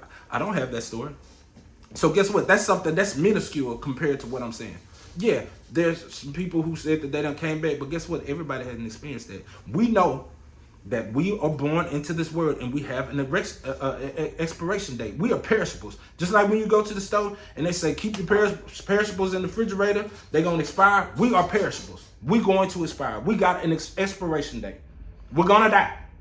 You and I are going to leave this motherfucking physical plane and we ain't going to be no more. Do you think this planet Earth has an expiration date? I think everything has an expiration date. Even this universe that we live in? This universe. I think that the Earth has an expiration date, but I think there's not gonna be no living organ. No. There's not going to be any humans on this planet when that time comes. Because I think that honestly, I think that human beings are going to be a beautiful split second in the universe's whole existence. So you think that human beings are going to continue to exist? No. What I'm saying is, in this time frame that we are being allotted to exist in this universe, one day it's going to it's going to come to an end, because the universe and Earth has already preceded our history of living. Earth has been here and been thriving before the human being. Mm-hmm. And I feel like it's going to thrive after we are gone. Okay, let me break this down to its most basic element. Mm-hmm. Do you think that life will continue? Life, yes. Okay. And when I say life, H2O, oxygen, water, trees, animals. Now, what comes with that? What do you mean? If you have those elements, within a planet, mm-hmm. Life is other bipedal beings are going to happen. You're not just going to have a planet with just H2O. Okay, so people don't. You're going to have other things that people evolve don't say. from that. And then guess what? There's going to be, after we're gone, there's going to be things that evolve that they could be similar to us, but they're going to be different. Just like I feel like there were beings that existed before we came into fruition that we're similar to, but we're different from. But as far as the trees, the plants, the essential things that Earth does not need human beings or Homo sapiens, sapiens. Earth does not need any of those things to survive. Let me ask you a question. This is a real question. I've never asked you this on camera. I really want to ask you this. Okay. When you look at planet Earth, with all the different ecosystems, the way that the Earth embodies and helps build life, do you not see Earth? How do you see the planet Earth? First of all, let me just start with that. I'm curious. I've never really asked you. I see the planet Earth as a rock that is close enough to the sun to where it gets enough minerals and sunlight to sustain a habitable rock planet Sitting a Goldilocks for things to thrive. for life to Yeah, and I really honestly think that Earth is going to go on to be rich and thrive for millions of years beyond the human experience. You don't think that it's very, and this is just a question, I'm just no judgment or anything. You don't think that it's very interesting that all of the living organisms that's on this planet, mammal and whatever Reptiles. else, reptiles and Right. plant life and all that type of stuff, how everything on this planet is able to draw life from the sun and be able to work in concert with planet Earth. Right. But human beings are the only things that are not in concert with this And Earth. I've been preaching that. No, you have said this.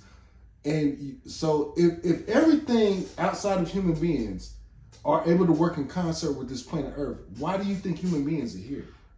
You say, why do I think human beings? Why would you think, if everything is working in concert with planet Earth and the sun and the rotations and seasons and all that type of shit, why do you think human beings are here? I think we're here for the same reason that everything else is here. We just happen to have a biometric nuclear structure that sustains life on this planet with the sun and the things that the Earth provides. We just happen to be one of the species, one of the many species.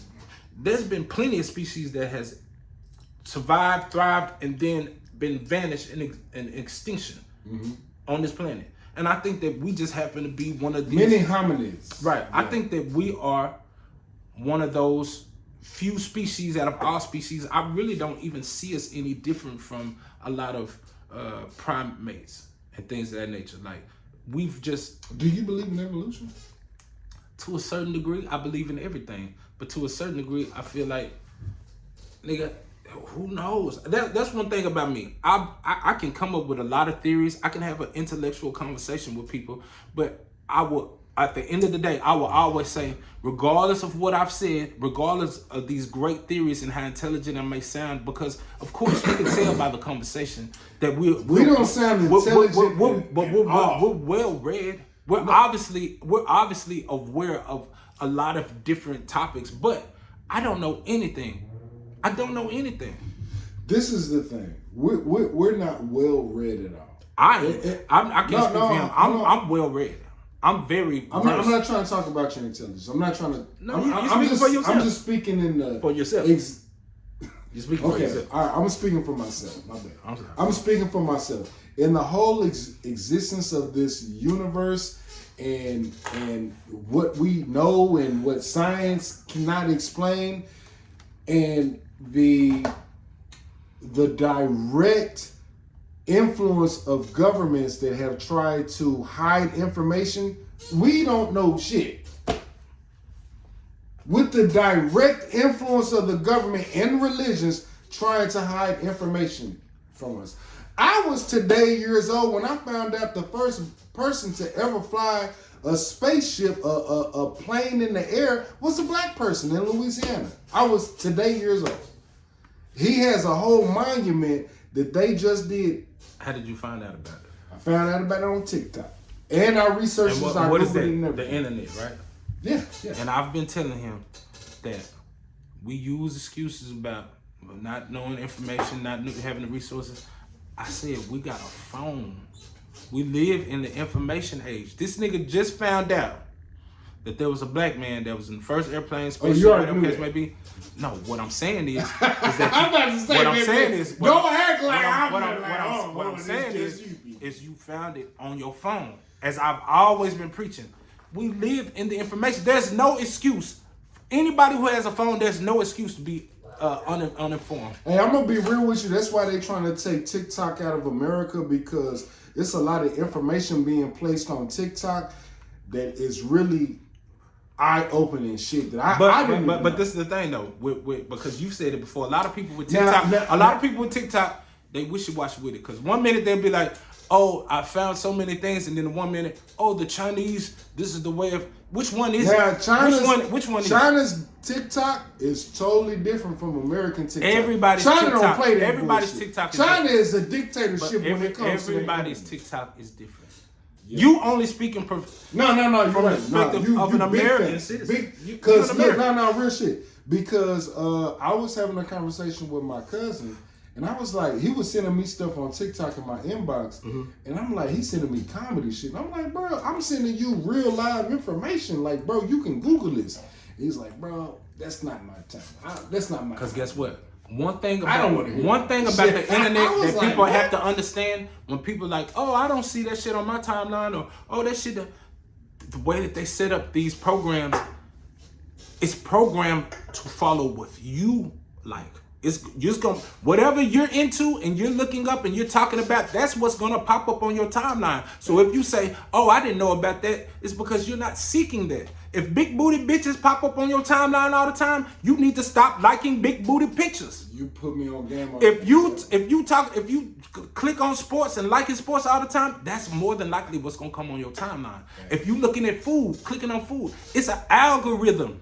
You are control of the algorithm. You are in control of what you subscribe to and what you allow into your system. You're eating, it's feeding you what you want. And that's the great thing about supremacy now. It works on itself. It doesn't even have to. It doesn't even have to put too much effort into it. And I'm sorry. No, go ahead. But that's what China is doing. China, their algorithm works for the betterment of China. Because they stop certain information to even be TikTok is a China-based app. China created this. No. Hold on. A man from China created it. Let me finish. But you can't. Can you let me finish? But you can't put out false information. I'm putting out real information. You can Google this, my brother. I did all my research on it. A Chinese man. The Chinese government did create TikTok. You can Google it right now. Tell me I'm lying now. Okay. We finna look this up in real time. Who created TikTok? A China man from the China government. And America wants to ban. Who created TikTok?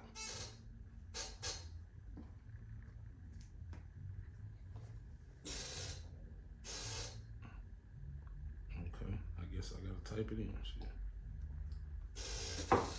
So while you typing it in, I'm gonna tell you. It was a company that created this app. Here's his name. Yeah. Zhang, is the main founder of Chinese tech giant ByteDance, best known for its insanely popular app.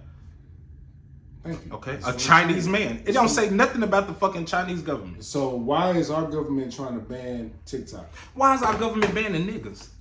Why our government still got? Okay, hold on. Let's be very decisive. Okay, I am. But you talk a lot. You talk a lot of propaganda talk. Okay, let's be very decisive. Okay. Let's talk about this in real time. Okay. Let's take away white supremacy and black supremacy. Let's talk about other countries trying to infiltrate our country. Let's just go on there. Okay. He pulled it up. He told y'all it was a Chinese man that's in China. They created this app. Now, the app that's TikTok in China does not allow China people, the China populace, to look at all the bullshit that we look at. Their internet is controlled. Okay. Our internet is not controlled. Let me tell you the reason why it's not controlled before you go in. Okay. Because China wants to create division within our country in order for them to be able to come over here and do what they want to do. Let's take away TikTok. Let's take away China. Without China or TikTok, our internet is not regulated. You got the American. It's regulated in a lot of countries, bro. I'm talking about America. It's regulated in China. Okay. Time out. Outside of America, time out. I'm talking specifically about America. You take away China and you take away TikTok from America. America is still still separated. There's still division. There's still bullshit on the fucking internet without TikTok. We don't need China to make fucking America fall apart from the inside. We already doing it without fucking China. We've been doing it. Why is China is not a fucking big deal? China, because the propaganda that the government has put out about China doing this and doing that, that's our government putting out that propaganda. Our government is probably our biggest fucking enemy because we talking about people coming into America and infiltrating America. Look at how many motherfuckers America infiltrate. Okay, some people got smart and they started fighting back. So fucking what? Look at what the fuck America has done. TikTok, you don't have to. This is what I tell everybody that, TikTok is doing this. Log off that motherfucker then. Nobody's forcing you to be on TikTok. Nobody has to be on Instagram. Log out. Because you can't log out. It's giving you subconsciously, you saying, look at all this shit on here. Well, stop looking at it. Ain't nobody forcing you to be on Facebook. Nobody's forcing you to be on TikTok or Instagram. If you don't like it, get the fuck off of it. And if you can't get off of it, you have to look at yourself as a person and say, I have a fucking problem that I can't log off of some shit and I'm seeing shit that I don't like. Are you gonna if you see a dead body and you don't like that feeling, you're gonna keep walking and looking for dead bodies? Get off that motherfucker. Nobody has to subscribe to this shit, but you can't stop because you're addicted to it. Most people don't want to admit that they addicted to all the bullshit that we talk about. You addicted to it because if you wasn't, you would log off. Why are you addicted to it? I ain't addicted to shit. I'm not saying you personally. I'm not saying most people. I'm not saying you. You said why are you addicted to it? No, I'm saying I'm using you as a proxy. I'm saying most people are addicted to bullshit. Every time you swipe up, you get a dopamine. You know why people? Okay. Hold on. Let me finish. I let you talk. Ask me a question. No. How you gonna ask somebody a fucking question and then say, hold on? I ain't stop you. Okay. I let you get your shit out. Let me get my shit out. China wants Americans to get addicted to the civil war that we are having. Hold on. The civil war that we are having on the internet. Just like how the Russians did with the Donald Trump and the whole Hillary Clinton thing. Mm-hmm. Now, I got my own thoughts about that. I ain't finna go into it right now. Right. But there are other countries that have vested interest in to apply pressure to the pressure pot that is already being divided when it comes to man versus woman, when it comes to religion versus other religion, when it comes to the whole Israel and Palestine propaganda, when it comes to just all types of black people against white people. You know what it's doing? But hold on, let me finish. But the biggest war that China is opposing on American people right now, that's in America, is division. Well, that's good. If that's the case, I'm going to tell y'all, that's fucking great. If this is what people think, it's good because you know what? It shows how fucking impressionable we are. If we going to allow a motherfucker ain't touched and motherfucker ain't came and did shit to American soil since Pearl Harbor. Motherfucker ain't stepped on here and violated us in no kind of way. If a motherfucker can violate us and take over through the internet, well, guess what? They deserve to. If we that fucking dumb, if we that impressionable to where we can't log off of shit that ain't ours, they deserve to take us over. Because when the fuck did we come to a point to where we talking about people can take over through the internet? Do you know how minuscule the internet is? Especially when it's not informative? Wait, Listen to what I'm saying. Stop the cap, bro. Go ahead. I said if it's not informative. I'm talking about being on Instagram, hollering at bitches, looking at bullshit. The bullshit that you talking about. That's the whole play that they trying to run on us, bro. Okay, the listen play to what is I'm to keep you deaf, dumb, and blind. Okay, and guess what? If they're able to do, if you're a grown motherfucker, not the kids. If you're grown and a motherfucker can influence you over some fucking internet, you deserve to be influenced. Cause guess what? The way that the world has always been operating We've been influenced since the beginning of time. Okay, black people have been influenced since the beginning of time. Just talking about black people, cause white people have been influenced since the beginning of time. And you know why? That's why Martin Luther King got killed. He was trying to build up the poor people's coalition. Do you know why? Because at the end of the day, unfortunately, since the beginning of the time, the world does not operate without sheep. Everybody can't be the ruler of the world. It needs worker bees. Sir. Just like ants, just like bees, nigga, everybody can't be the fucking boss. Okay, so why do you think these elites, why do you think these wars are going on and all these things are happening when it comes to immigration, when it comes to China trying to take over Taiwan and the war that's going on in Ukraine? What do you think is the goal? I would love to hear this from you. Ain't no fucking goal. The thing is, it ain't no fucking goal. There's so much propaganda that is being fed to us to where we not realizing there's no goal. The only goal of the top percent is to keep everybody at odds so they don't go up there and eat their ass. That's the fucking goal. Ain't no real fucking goal. I'ma call cap on the boogeyman. Ain't no fucking boogeyman. It's just a bunch of motherfuckers that's in control. Hold on. It's a bunch of motherfuckers that's in control of the resources and control of the money system. And they've created a propaganda machine to keep motherfuckers scared, keep motherfuckers thrown off. Oh, the Illuminati. Oh, the boogeyman. Oh. Guess what? Just like ancient times, nigga, the people at the top is trying to stay at the top and keep everybody at the bottom confused. Because if everybody was like, you know what? I ain't got no problem with you for real. I got a problem with them. Nigga, we could take over the fucking 2%, the 1%. Who's we? Everybody. Every citizen in the world. Can I ask you a question? Mm-hmm. It's a real question. I'm just gonna ask a question. I'm gonna bag the fuck out. Okay. Who do you think is running this thing globally? It's a conglomerate. Of who? Of all the 1% people from every country. There's niggas. So break it down into a pot. So wait. Okay, Hold on. Listen. Bro, Wait. I know you a very smart. My comprehension skills. No. Listen, bro. Listen. Okay. Let's break it down. I'm finna set the stage. Let me set the stage. Okay. Let's break it down into 100% pie of what you think is who has control. Do you think?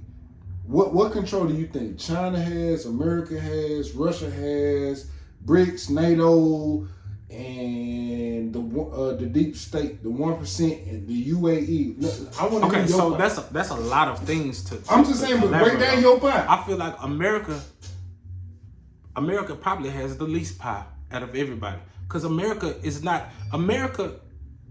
a country that enforces what all the other motherfuckers want. America is an attack dog. America is a people. What percentage out of 100% pie would you think? 3, maybe 3. Okay. Because America is a corporation. America don't even own America. It's other countries. China own more of America than America do. We trillions of fucking dollars in debt to fucking China. We don't even own this motherfucker. Bro, I want to hear what you say. Keep going, man. We don't own this motherfucker. I want to really hear what you saying, my nigga. Oh, love. The top percent. Yeah, top percent, nigga. The top, bro, out of 100%. The top percent of people that are in power are the people that are in control of the resources in their region.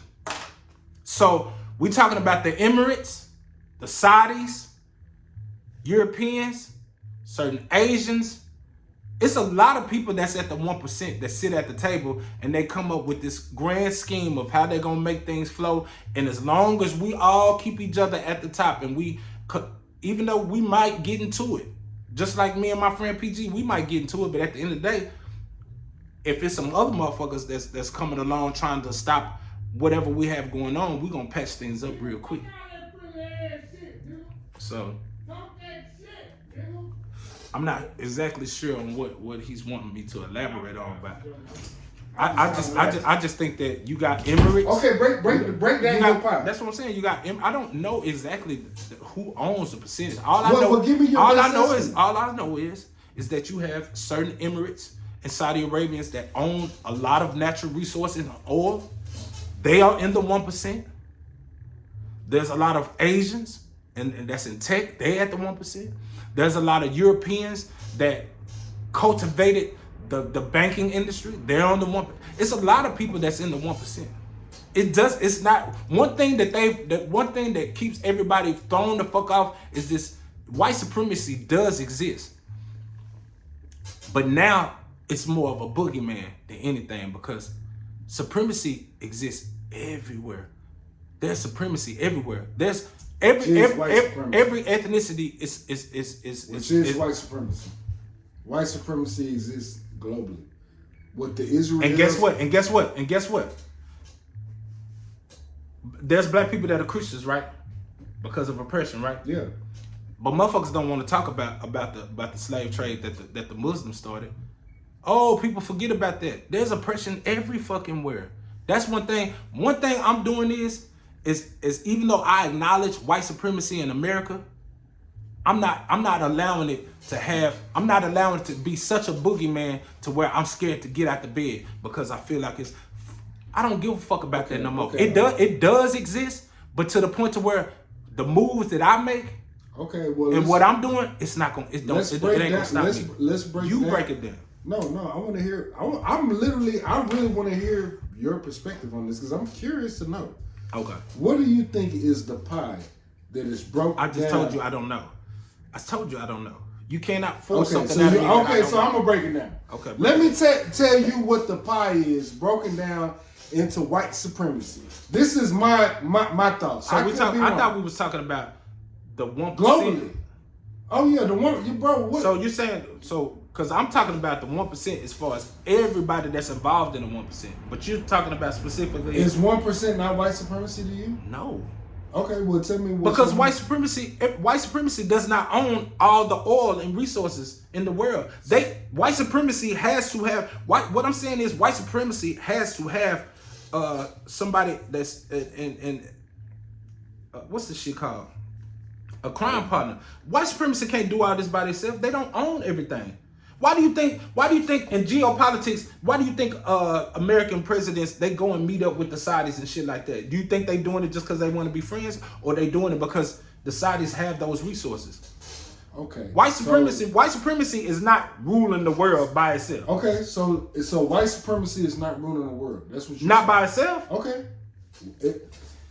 Oh Lord, this is such a multi-faceted. No, it's not. It's simple as this, bro. No, you think white supremacy going around? Hold on, listen. You think white supremacy going around hitting niggas up and robbing niggas on their own and they ain't getting no help?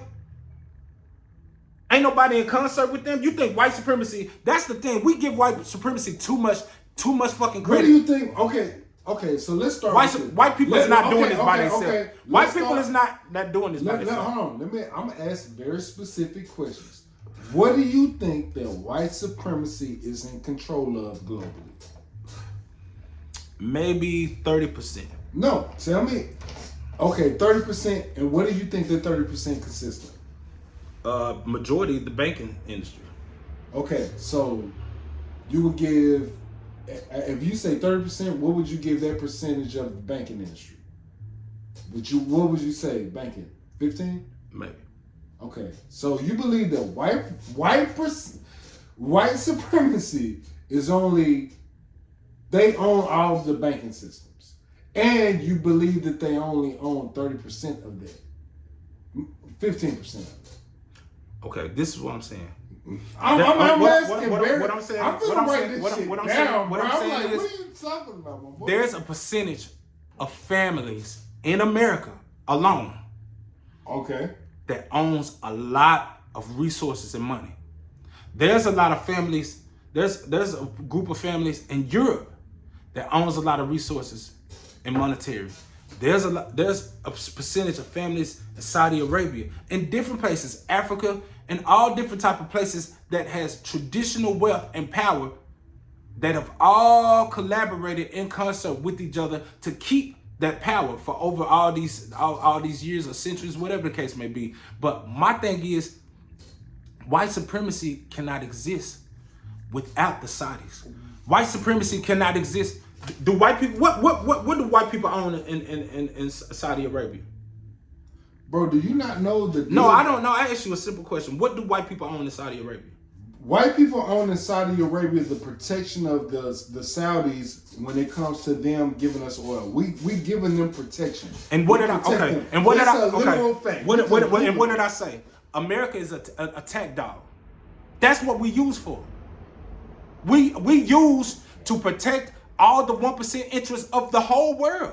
Which is in the interest of what? Global White supremacy. Bro. So let me ask you this. So- no, hold on. I get what you're saying. Do Saudi Arabians, the ones that's at the 1%, do they practice white supremacy? Yes, they do. Okay, no. How they don't? I gotta use it. How they don't? How don't the Saudi Arabians practice white supremacy? The Israel nation that just basically just goddamn me committed genocide on the Palestinians, that's white supremacy. They believe in the same supremacy that white people have been practicing over in America for years. They believe in the same shit. What the fuck are we talking about? Now, am I saying that the Palestinians and the Jewish people love black people? Fuck no. The Jewish people and Palestinians do not like black people. But I can, as a black person, be like, okay, that's genocide. Even though that the Palestinians are racist against black people, the Palestinians are racist against black people as well. The Jewish people is Israel. Bro, that's why I said Kanye West was right when he was saying. I left here talking about Saudi Arabia. This nigga done started talking about Israel and Palestine. Palestine and Israel ain't got shit to do with Saudi Arabia. How the fuck did you even get on? I thought we were talking about. Do you know what the BRICS are? Bro, one topic, because what you doing is, I understand what you're doing. You a Gemini just like Kanye and just like Trump. Sometimes you're trying to get your ideas off, but you're mixing so many different topics. I'm trying to go topic for topic. Okay, Every time I try to go topic for topic, you keep adding more stuff on that makes the gumbo more complex. Okay, hold on. We were talking about white supremacy, and we were talking about Saudi Arabia. Okay. You start talking about Israel and Palestine. Go ahead, Palestine and Israel ain't got shit to Okay, do. go ahead. Go ahead. Go ahead, get your drink. What are we talking about? I want to see where you we asked me a specific question and I answered it, and you started talking about shit that didn't have nothing to do. I want to see where we disagree about white We supremacy. disagree on everything. Oh no. And that's good. It's No. okay. Let's keep this focused. Okay. Where do we disagree when it comes to white supremacy and Iran, and when it comes to Palestine, and when it comes to Israel? See how many? I'm genuinely Look how many things. interested. Look how many things. I don't know Look how many things that you want to be answered. You're saying, I want to talk about white supremacy in Iran, Palestine, bro. Those Palestine and Iran and Israel is all different shit. We cannot. Can I stop you right there, though? Okay. Let me just stop you right there. Okay. And I promise I'll let you go on after No, this. you good. I apologize. I'm not trying to. Nah, I don't feel no type of way. Let's just talk about Palestine and Israel. What about it? Is Israel not committing genocide against Palestine? In your opinion? Yeah. Why are they committing? Is that not the Jewish community? It's not the Committing whole. It's not the whole Jewish community. Israel is all Jewish. Okay. So this is what we're gonna do. Okay, no, you. We just tell talked me. about black people and how they're different. We got niggas. No, we're not talking about black people. Listen, We're just talking about Jewish. Let me use this as an analogy. You got niggas and you got black people. Yes, Israel, the army, is committing Jewish genocide. But just because the army is doing that, you can't equate that to all Jewish people. All Jewish people do not agree with what the fuck is going on in Palestine. That's what I'm saying. I get what you're saying. Yes, I feel like Israel, the army, the government is committing genocide against Palestine. Not Judaism in a whole, not Jewish people as a whole. Every Jewish person is not doing that. So yes, the government of Israel is committing genocide. Right. Yes, Now, I let agree. me say this. Okay. What state does Jewish people have? What state do they have? Nowhere. Israel. That's only state That's not that real. they have. It's not a real state. It is to our government. Okay. Well, It is we've recognized as America. No, hold on. Let me speak. America has recognized Israel as a real state, as a real independent state. That's why we giving these niggas money and all this type of shit to do what they do to the Palestinians, bro. This is facts. I'm not telling you nothing that ain't not real. Well, time out. Because I think something's getting lost in translation. You're speaking to me as if I'm disagreeing with what you're saying. I'm agreeing with what you're saying. So what is the ultimate? My ultimate ultimate question? goal is Because- saying that the reason why our American government is supporting Israel is because Israel is practicing white supremacy against Gaza and the Palestinians. Okay, brother. I'm gonna agree with you, and I'm gonna elaborate on it. Go ahead. The people that are in Jerusalem, that are in Israel, they're Jewish. Yeah, that's understood. Yeah. The motherfuckers is from Europe. Yeah, bro. They took some motherfucker. Palestinian. Can I talk? They took some people from Europe and they placed them here in like 1958, 1959, and they created a state of Israel on a land called Palestine that people was already living. So that's the whole thing. People are brainwashed to think, oh, Palestine needs to leave Israel alone. Imagine a motherfucker pulling up in your hood where you've been living all your life, and they put the fucking flag there, and they like, this our home, and then you like, get the fuck out of our home. You try to get them out of your home, and then people are like, oh, leave them alone. You stop bothering those people. Oh, they should defend themselves. It's my home. It's my house. It's been my house. So can I ask you a question then? Go ahead. So do you think that the Palestinians have air rights to that region? That is their region. It's been their region. And we both agree that the Israels, the Jewish people, are trying to commit genocide against the Palestinians. They ain't trying to do shit. They've already done it. The fuck is Now, going on? what is that? I'm just gonna tell you my opinion. That is white supremacy, because that's the reason why America is allowing the America ain't allowing shit. No, America is in bed with Israel. They trying to make Israel a state. That's facts. Israel's already a. No, they making it a legit state where the guys are stripping the western side and all that shit, man. Get all them niggas up out of there, because you are part of NATO. Okay. You're a part of NATO now. Right. And look how many Jewish people is in America right now. Mm-hmm. And that's what Kanye, and so this comes back to the Kanye West conversation that we was talking about. Mm-hmm. Kanye West was right about the Jewish people. And this is not me being Which anti. Jewish I'm people? not trying to be anti. But there's a lot of Jews. All Jewish people. Okay, so even the black Jews. Judaism doesn't subscribe to one ethnicity group, everybody. Judaism is not even a race of people, everybody. Judaism is a practice. Judaism does not subscribe to just white people. There's black Jews in Africa, there's black Jews in America. Judaism is not just white people. But let me ask you this question: Does Judaism, in your opinion, this is just your opinion, does Judaism not accept the historical, the real black shit that they started from? They don't accept blackness. Just like Christianity. Just Just no, like Islam. we just talking about Judaism right now. And you're right on about what you say. Mm-hmm. Let's just talk about Judaism. Mm-hmm. Judaism does not accept black people. That's not true. Tell me why. Because Judaism is not an ethnicity group. It's not a group. It's not based on race. Judaism is it's an ideology. It's a tradition. It's a religion. Judaism is not an ethnicity group. Judaism is a religion. Then why do you have Hebrew Israelites? Because they feel like they are the lost tribes of Judah and that they are the original Jewish people. Okay, they So let- okay. The original Go ahead. Jewish people Come on, talk are to people who practice Judaism. Judaism is just like Christianity. Is Christian is would you look at a white person? Judaism is not being Jewish. Bro, It's is. not a real Jew. But Jewish is the Jewish practice. comes- yeah, Jewish is the yeah. practice of Judaism. Jewish is not a real person of from.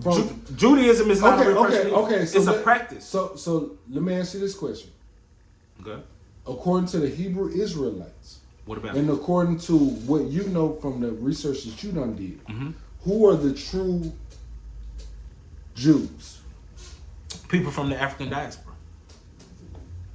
Now, when it comes to the Israel state that are Jewish, that are going against Palestinians that are Muslims, Right. and the Jewish people believe in white supremacy and they're practicing white supremacy against the Palestinians. Judaism supersedes white supremacy. White supremacy uses Judaism to get things done, but Judaism does not need white supremacy. Say that one more time. Judaism supersedes white supremacy. Judaism It supersedes white supremacy. White supremacy has infiltrated Judaism and uses it as a tool. What do you think those Jewish people that you say that exude that? What do you think? What race that they identify with? They're European. What? So what is the first thing that a human being identifies with? Is it race or is it religion? Gender. Okay, I give you gender. That's the first thing. that First you're thing, gonna okay, identify I with. give you that. High five. What's the second thing? Is it race Tribal. or religion? It's gonna be tribal. It's gonna be your race or your ethnicity. Okay, so you saying, so according to what you believe in, you saying that what's going on in Israel and Palestine, according to your belief, and I'm not trying to put words in your mouth, and please clarify. Yeah. Are you saying that they're putting their religion above their race? Yes. Now, okay, so they're putting their religion above their race. Mhm. Now, the people that are in Palestine and in Gaza, the Palestinians, they're not truly black. They light-skinned niggas. Can we agree on that? I can't confirm it. Can we just say that they come from African descent? I think they're Don't all people come I from? think- I think they're- Do all people come from black people? I mean, yes. That's So they come from But niggas. I think those niggas that you talking about, I think they're a mixture of. So what do you they're think- a mixture of Americans. I mean, Europeans and. Okay, so if you think that if you being a conscientious brother and a brother of science and a brother of Allah, when I talk about Allah, I'm talking about all law, universal law. Do you Talking think, about man. yeah? Arm, leg. So you believe that the Israel people? Do you think they put their spirituality first to use as an excuse to commit genocide against the Palestinian people? Or do you think they put their race first? Because they don't identify with black. They don't. On their birth certificate it say white. So with that being said, if you on your birth certificate and you identify as white, you practice white supremacy. Because on your birth certificate it say black. You can be whatever religion that you want. But guess what? It ain't gonna change your skin color. Okay. Okay, so let me shut the fuck up. I'm gonna let you talk. No, I don't. That was a statement. You made a statement. What do you want me to say? What I'm saying is, when are we gonna? What's more important? Is it religion or is it ethnicity? Ooh. What's more important, religion or ethnicity? Humanity. Humanity supersedes all this shit. To me. I Okay, don't talk know. about it. I'm just saying, like, But unfortunately, it doesn't. fuck your religion. Fuck your. I'm talking about Fuck- right now. fuck your- today, right now. I'm talking about And, with the okay, terms that's and- going and on right now. Right now, ethnicity, from what I can see, as far as the world and its inception and until now, religion and ethnicity has been a downfall of humankind. It's another. Say that one more time. Ethnicity and religion has been it's been contributing to the downfall of mankind. It's another thing to separate us. Why do we got all these fucking different ethnicities and different religions. Like that, it separates because you got to think about it. Me and you, we can talk about it and we can, damn near have an argument, but we're not extremists. You're not an extreme Muslim. I'm not an extreme Christian. Right. Motherfuckers will kill you behind their fucking religion. They will blow their motherfucking self up. Big fact. They will commit genocide. Big fact. And look, while we talking about Judaism, Christianity and Islam done slaughtered more people. They done slaughtered more people than Judaism. Yep. Facts. If we're gonna keep it real. So we're as a human society, when do we need to stop in your what you just said, Mm-hmm. what's more important? Your religion or your ethnicity? Neither one of them. Talk about it. Your being as a human. There's a lot of different humans that's from different ethnicity groups. Well, unfortunately, white supremacy run the whole globe. And once again, Can we agree on once that? again, what I'm gonna Can we agree on we that? can. What I'm gonna agree So on. we can is agree that white I do supremacy. understand what white supremacy is, but I, just like anything else, I don't give it that much power no more. I don't give white supremacy that much power anymore. Even though I know it exists, it does not govern my home. It does not govern my way of thinking. It does not govern me having. It governs your home. It doesn't govern your spirituality, but it does govern. Your home. It doesn't govern my mind. It But it does govern your home. It doesn't raise my kids. Don't raise my kids. Not my kids. You can talk about your kids. It does not raise my kids. My kids Coco Melon got a motherfucker that's a motherfucking whole homosexual on that bitch, and it took niggas today. Okay, and guess what? Grown ass motherfuckers watching what's the P Valley, and it's a gay motherfucker on there. Grown ass niggas is choosing to watch this shit. Niggas. I've never watched P Valley. Do you think white people watch P Valley? How does P Valley still exist? You think it's because of white people? P Valley is. Okay, so P Valley is the little strip club show, and the main character is a gay motherfucker. So we can talk about Coco Melon. Cool, these are kids. You got grown ass motherfuckers that are soon as that motherfucking show on Fox with Tahaji and fucking Terrence, when that gay shit came, I cut it off. Now, I'm not biased to homosexual. I'm not what's the word? I'm not homosexuality. Not homosexual. LGBT community. No, the word where they say that you're homophobic. I'm not not homophobic. Homophobic. But at the end of the day, I don't have to. People have to realize you can be whatever you want to be. I have no issue with that. But guess what? Because that's what you choose to subscribe to, I don't have to subscribe to that. Because some niggas don't watch sports. Some niggas like the Discovery Channel. Some niggas don't like the. We all can subscribe to what you can't force me to subscribe to shit. And But what I'm saying is, go ahead. I've outgrown my fear of white supremacy to the point to where yes, it is.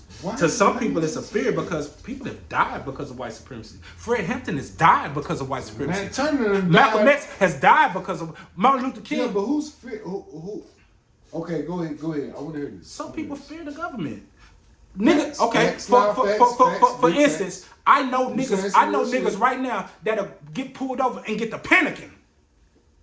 Because of white supremacy. I'm one of them niggas that's gonna get the panic. Because you don't know your laws, you don't feel comfortable. What I'm saying is, I get why some niggas, it's still to this day, get pulled over, and because of what's been embedded in their brain about white supremacy, niggas will be nervous, niggas frantic. What I'm saying is, I've done my due diligence, and I've let go. I've let go of the wheel.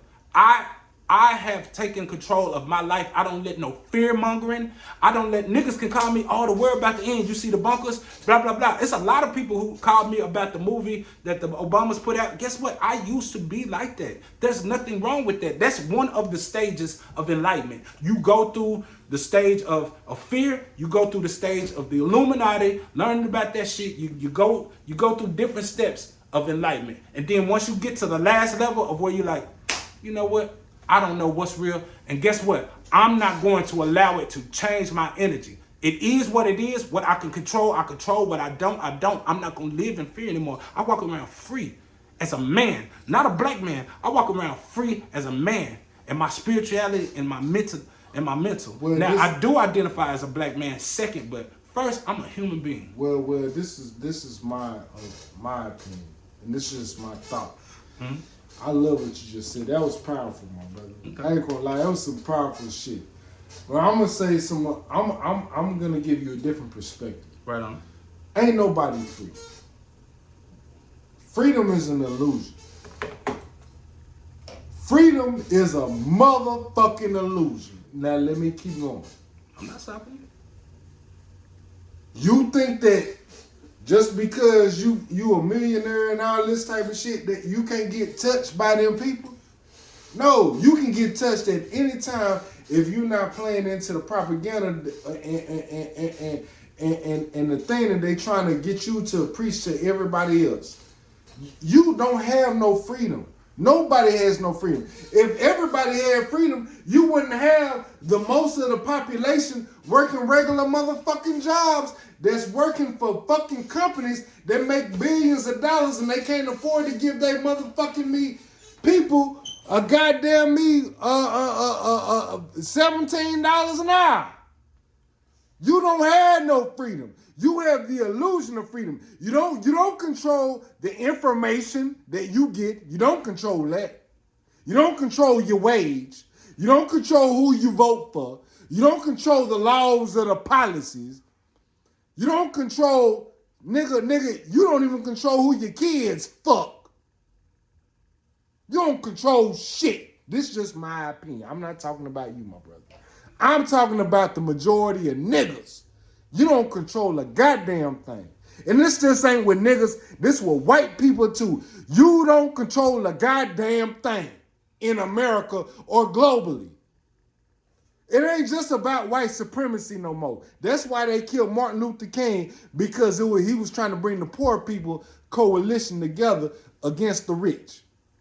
Now, we living in a society right now where what's happening?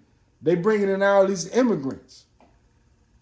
It's gonna make niggas think real different. And it's gonna make, I've never seen in my life so many white people being so fucked up about America. Like, fuck America. I've never seen in my life of 38 years where I've seen so many white people saying, fuck America. Well, go read history, because history repeats itself. No. This is not the first time. Big facts. White Big Americans facts. been saying fuck America. The fucking Facts. Civil War, white people been screaming fuck America for a long time. Everybody don't fall for the motherfucking Kool-Aid. Guess what? White people been saying fuck America. Facts. This ain't the first time white people been Big saying facts. fuck America. White people saying fuck America during the Civil War. Boston Tea Party. The civil rights movement.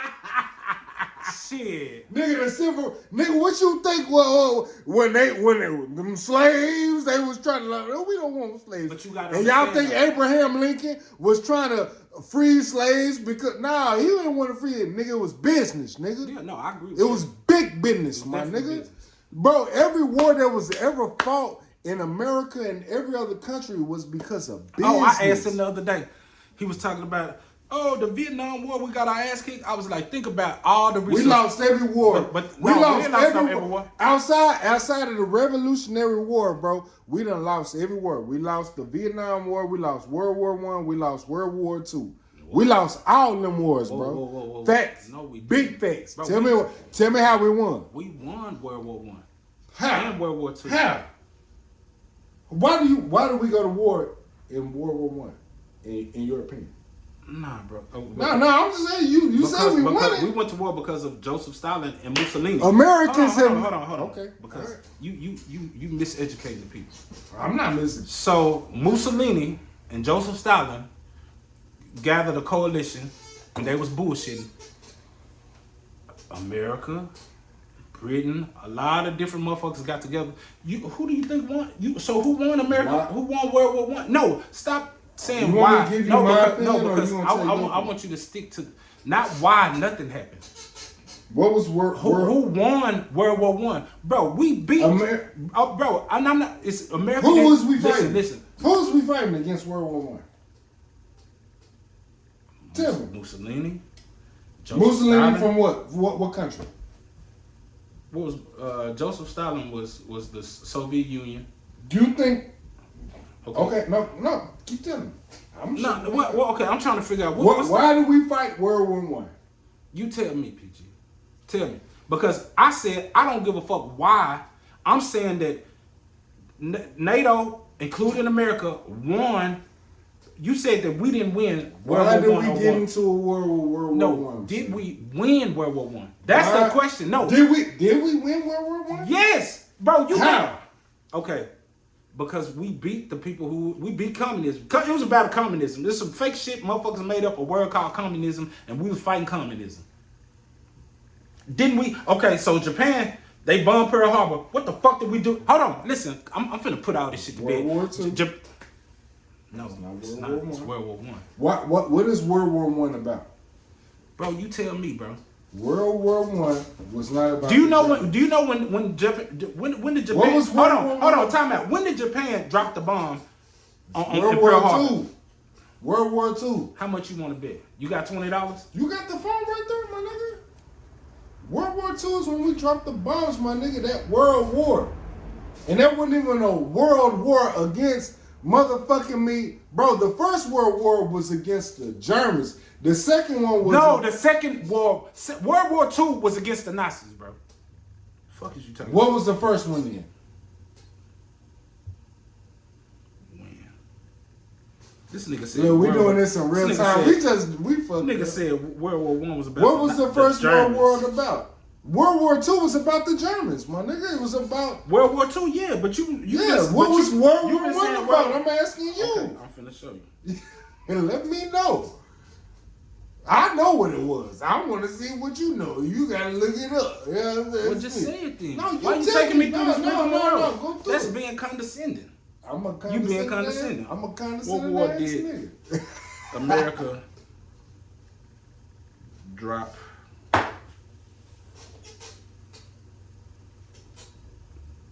bomb on Japan. I'm a bitch ass nigga. I'm gonna say that right now. I'm a bitch ass nigga. Oh man. yeah, it was World War II. Yeah, I heard. What was World War One about? Come on, man. I'm a history nigga. You tell me what World War One was about.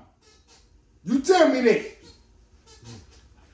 Just look it up. First World War was a global conflict fought between two coalitions. The allies of the Central Powers fighting took place throughout Europe, the Middle East, Africa, mainly about 2014.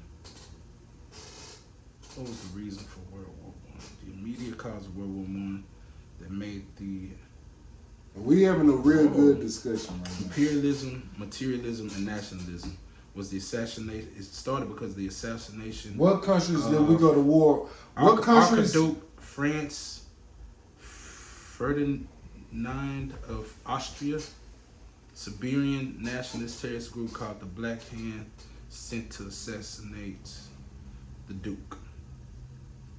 It's not the reason why we went to war. Okay, well say it. Look, come on, give us the shit. We went to war, and World War One the second war was for the Germans. The first war was for. Damn, I forgot like a bitch. Damn, you did all that fucking capping and shit like you just. Right. Damn, Bro, who was the first World War One? Who was it against? Okay, I'm sorry, y'all. I'm playing. I'm capping. Big cap. I was about to say. I'm trying to think. Was it? Okay, here it goes. Wikipedia give us the. What? Why did we go to war? First World War. Was Japan the first, the second, and the First World War was because of the Jews and the Nazis? Mm-mm. That was the first World War. That was World War II. What with the was Nazis. What was the First World War then? I honestly don't know. I want to say it was the Nazis, and I want to say the Second World War was because of Japan. I think you true. Yeah. The First World War It's was so because, fucking vague. bro. All these wars be so fucking. Nah, bro. Do the thing. How can Do I the talk? thing. How can I talk to the bitch? What are you trying to ask him? Just how can you? Because this shit is vague. It talks about the assassination of some nigga. Bro, the First World War was because of the fucking Nazis, and the second one was because of the Japan, and because they went to. The second war was based on Hitler. The First War was based on Hitler. Nah. Okay, look it up. Look it. The First World War was based on Hitler. The second one was based on Japan, and yeah, Japan. I might be wrong. If I'm wrong, I'm wrong. We doing this on the Germans and that's the First World War. Nah, yeah, nah. I could be wrong. You might be right. I think the First World War was because of the Jewish people and the Nazis. Guys, we learning shit in real time, bro. This is fire. His invasion of Poland on September. Yeah, because of the Nazi military war, bro. And it started World War II, not one. Well, what was the first one about? That's why I just went to. I read it, bro. It was so, bro. It's vague, bro. It talks about an assassination of some nigga. It talks about this terrorist. The Second World War was when they bombed motherfucking Hawaii. And there was the Japan people, the Pearl Harbor. That was World War II. Right. The first one was about Nazis. No, it was the World War. The Pearl Harbor was the same war as World War II. The Japan was allies with the Nazis. Bro, let me see your phone, bro. Okay. Come on, listen, you tripping, bro. Let me talk to the. Hold on. I'm finna show you. So, 1939, right? It says that triggered World War II, right? That's World War. We talking about World War I. Okay, I'm correlating this with Japan. All right. So World War II, 1939, right? Okay. All right. When was Pearl Harbor? So we know 1939 started World War II, right? Can we agree? Yeah. 1941. This war had already started in 39. The bomb got dropped in 41. It has to be World War II. Okay, so let me ask this to you. You see what I'm saying? What was the first World War I about? You can't say it like that. You gotta be. I don't know. What was the first World War about? Why are you doing it? Bro, you saying shit. You know what I'm saying. What was the first World War about? It was about the Jews, right? Hell no. Israel didn't become a state until the 50s. Okay, so World War I was back in 1914, 1918.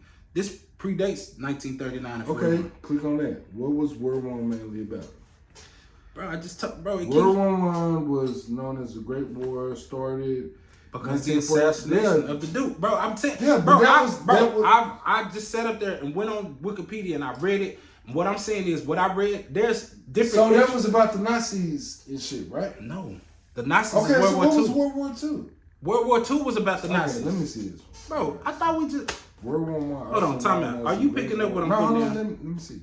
Also known as the Great War. Ladies and gentlemen, I know I'm not tripping. I could have sworn we just established that World War II was about the Nazis. Hitler started World War II.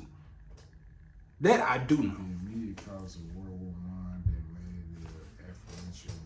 It's gonna keep talking about the assassination, bro. It's vague, bro. Okay, so what was it's vague. So World War I. World War I is just like, remember when you went to. So what was Hiroshima and all that shit? That was World War II. That was with the Nazis. Japan was allies with the Nazis. I gotta do some more research. What I'm telling you is Japan, bro. There's a show on Amazon called, damn, I forgot the name, but it's basically based on if the Nazis won, and it's America ruled by the Japanese. Damn, what's the name of this show? You gotta watch this show.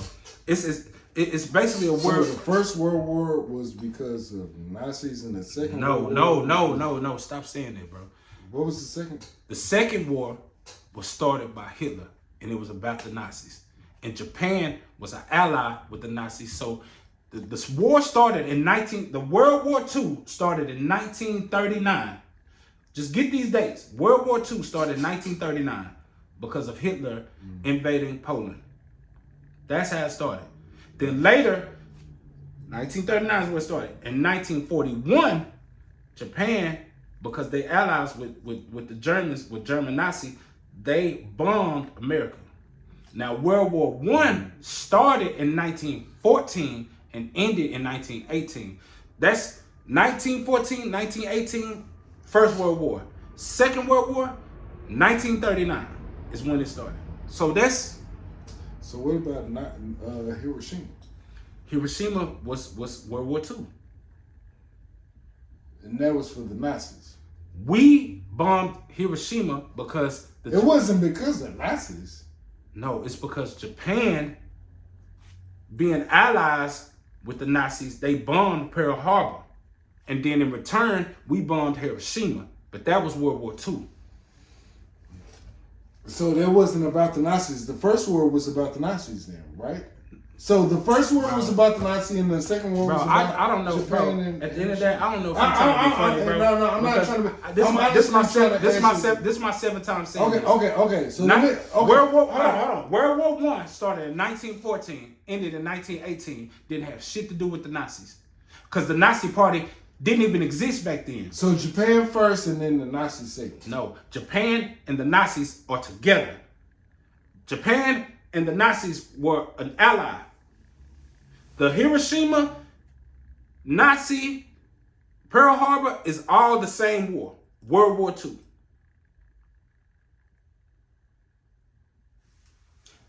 World War II started in... Hold on. First World War It told us, but because it's not telling us anything. Okay, when you looked up Vietnam, did it tell you anything? You was like, we definitely know. You was like, that shit was vague. Vietnam was about goddamn eating drugs. But when you looked it up, it was vague. In the poppy. What I'm saying is, World War One is saying that it started because of an assassination due to a terrorist organization assassinated the Duke, and that started World War One. That's what the phone say. Okay. All right. I believe. You don't gotta believe me, because I call cap, but shit. I'm gonna be real. I can't make up nothing. I'm gonna be real with you. I don't know. I look, real shit. I'm gonna say this shit on camera. I know something happened in that first.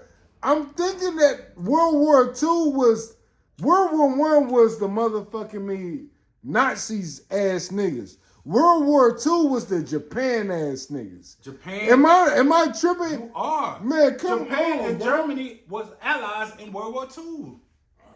Okay. That all happened at the same time, bro. All right, well, look, I got another question. This is off topic. This is just a fun topic.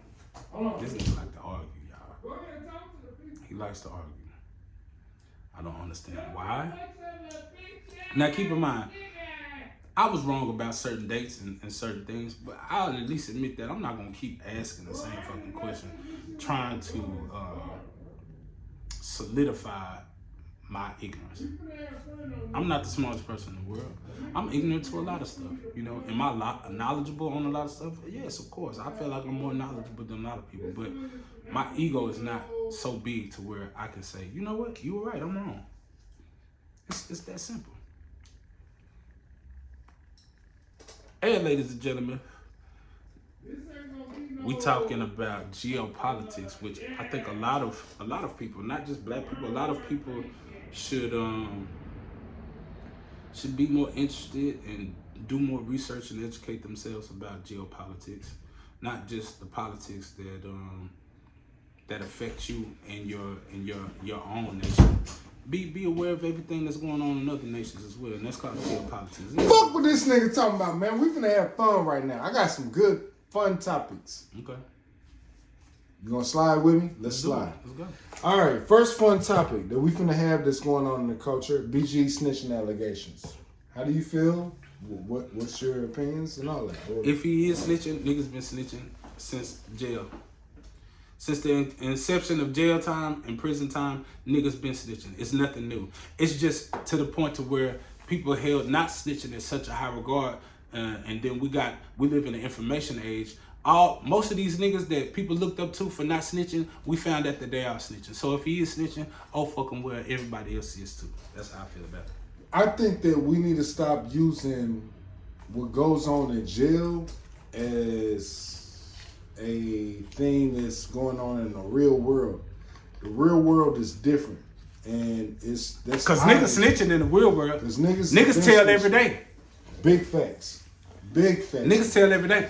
Like niggas tell. Not only is niggas is telling you niggas is going, you jailhouse niggas is fucking niggas in the ass. Oh, no. Y'all coming out here. I'm just talking about regular. No, I'm just talking about real. Bro, I was just saying regular citizens snitch every day. No, fuck all that shit. Remember that time that I said I'm gonna erase this shit? No, fuck that shit. A lot of you jailhouse niggas that say y'all keep it real, a lot of you niggas is fucking niggas, getting fucked, and all that type of shit. So what's real? That's unfair. What's fucking real? That's unfair to say. You said a lot. There's not a lot. There's some niggas. My bad. Not a lot of you niggas is getting fucked. One thing we gotta stop doing. A lot of you OG niggas is coming out getting fucked. We gotta stop overgeneralizing things. Right. Nah, fix. Cause a lot of niggas is not doing that. I've never been like There's a percentage of niggas that doing that, but to say a lot, I'm willing to bet that there's a small percentage of niggas that actually participate in that. It's not the majority. I just want to say. And let's do this. With all you jailhouse niggas, man, y'all need to start putting more thought in motherfucking me. Like when y'all do content about niggas that's never been locked up. Niggas ain't trying to hear about you niggas getting locked up no more, bro. Fuck all that. If you being locked up and you been locked up for multiple times, my nigga, you like boys, my nigga. Let's just keep it all the way gangsta on that. And look, now, real shit. Bro, real shit. I erased this on my lap. Me and him did a whole podcast, bro, and I erased. Remember when I called you? I said, bro, I'm gonna erase this shit, right. Bro. But I'm not finna erase this shit, bro. Real shit. A lot of you niggas that get locked up, bro, y'all niggas like being locked up, bro. Or are they institutionalized? A lot of you Just niggas like getting locked up because what nigga want to be taken away from beautiful women? But okay, I get what he's saying, and there he does hold a certain weight to it. But at the same time, I've changed my talk because I try to look at things from somebody else's perspective. I've never been to prison. I've never been in jail like that. So I don't know what it's like to be institutionalized. I don't know what it's like to get a felony and get out and you can't get jobs. So you got to do what you got to do and then you end up going to jail. Now, can I agree with him and say there's probably a small percentage of niggas that love being in jail, love boy pussy? Yeah, of course. I will agree to that. But is it the majority? One thing I can wholeheartedly say, even though I'm against the whole gangsterism, praising, romanticizing the streets, I can say that I feel like the majority of men in jail are not homosexual. And fuck that. I'm going to say 80% of you niggas that's being locked up in jail, that's in and out of jail. That's too much. Okay, 75, 60? That's still too much. What percentage you give them? Okay. What is the percentage of homosexuality in the black community? What do you think in all? Don't matter if you fuck all that. We talking about jail shit, nigga. Let's just talk about jail shit because that's a whole nother conversation. What do you think is the gay population of niggas that's in jail? I don't know, but I will say this: I can't come up with a. I'm gonna say at least 85-90%. I believe that. And then you niggas come out here. Let me say something. Try to tell niggas like what being a real man is. But some of them can't. And you niggas is getting fucked. Been getting fucked. Do you not believe in reform? Do you feel like some niggas get out of jail and they actually have a good turnover rate and they've learned their lesson and they're proactive in their communities? Do you think that doesn't exist? Say it one more time. As far as reform, niggas who go to jail and they actually learn. Oh yeah. Niggas that go to jail, yeah. So what I'm saying is, but what would you say percentage of that when it comes to jailhouse niggas? What would you say the percentage is on that? Just niggas that's been locked up. What would you say the percentage is of what you just said? I say it's probably smaller than the majority. But what I'm saying is, in regards to those that what I believe to be the small percent of niggas who practice homosexuality in jail, I feel like they practiced homosexuality before they went to jail, or they were molested, or they had, you know what I'm saying? They were introduced. I don't think other than a man that is not an alpha man and can't protect himself and doesn't have the protection and end up getting raped, I don't think any alpha nigga in jail that hasn't participated in any homosexuality before they got to jail is gonna participate in that. And if they do, I feel like they were molested or they were participating in homosexuality before they went to jail. I don't think a man just goes to jail and is like, fuck it, I'm here, I'm just gonna fuck a man. That just doesn't logically, it doesn't make sense to me that a man would say, oh shit, I'm in here, unless he's already been practicing it. If you kind of see what I'm saying? Like, it doesn't make sense as a heterosexual man. I can't see myself because I'm going to jail and I can't see my kids and shit. And I'm like, you know what? I would say, fuck it, I'm a fuck a boy. I would say this. What he's saying is real, but it's a lot of you niggas out here that come out into this real nigga population that's fucking them boys, and you come out here and you want to fuck females and fuck women, and then you end up fucking up real niggas. That's what you do.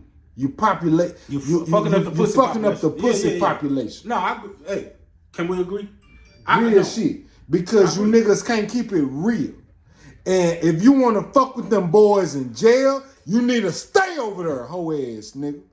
And don't come out here because you got stripes and shit, man. Ain't nobody, nigga, fuck your stripes, nigga. Nigga don't respect your stripes, nigga. You a fucking with boys, nigga. You a hoe. You a gal, nigga. Bitch ass nigga. And he can attest this. Did I not take a whole podcast off that we did where I said all you jailhouse niggas, a lot of you niggas fuck boys. But I think I know. Y'all fuck them boys. Why you took it down, because I took it down because I got a lot of people. Your tune was more overgeneralization. As of now, you're kind of being specific, like with, hey, not all you niggas, but not all you demographics, because that's a difference. Like if you speaking like when we talking about anything, we can't overgeneralize. It ain't even just niggas that's in jail. It's a lot of you punk ass niggas out here that never been locked up that do hoe ass shit to these females because you insecure with who you are as a man and you want to go out here and fuck niggas and then you want to run to the black woman and you want to fuck up the pussy population. Bitch ass nigga. It ain't just on jail niggas. It ain't just on jail niggas, but a lot of you jailhouse niggas, man, say y'all was some booty raping ass niggas, man. Stand on this shit so we can get y'all niggas, y'all stand over there. And I'ma stand on this shit. I stopped saying this shit. Nigga, I literally erased the whole motherfucking me podcast because I didn't want to disrespect no nigga that's ever been locked up. But nigga, this what it is, nigga. I stand on that, bro. Real shit. All you gay ass niggas that's been locked up in jail, bro, don't come over here fucking with black women. Don't do that no more. Don't fuck with women in general. Don't fuck with women in general. He said it better than I could. Y'all fuck with men. That's what you're used to. That's what you're used to. Bitch ass nigga. Now let's have some fun.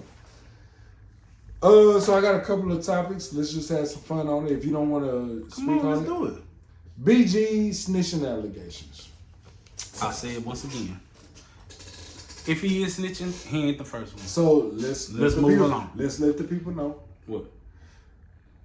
1090J, the white boy, what about them came out and said that BG is snitching. Okay, and first of all, let me say this. I want to, go in on this white boy, man. Before we even talk about snitching, let's say this.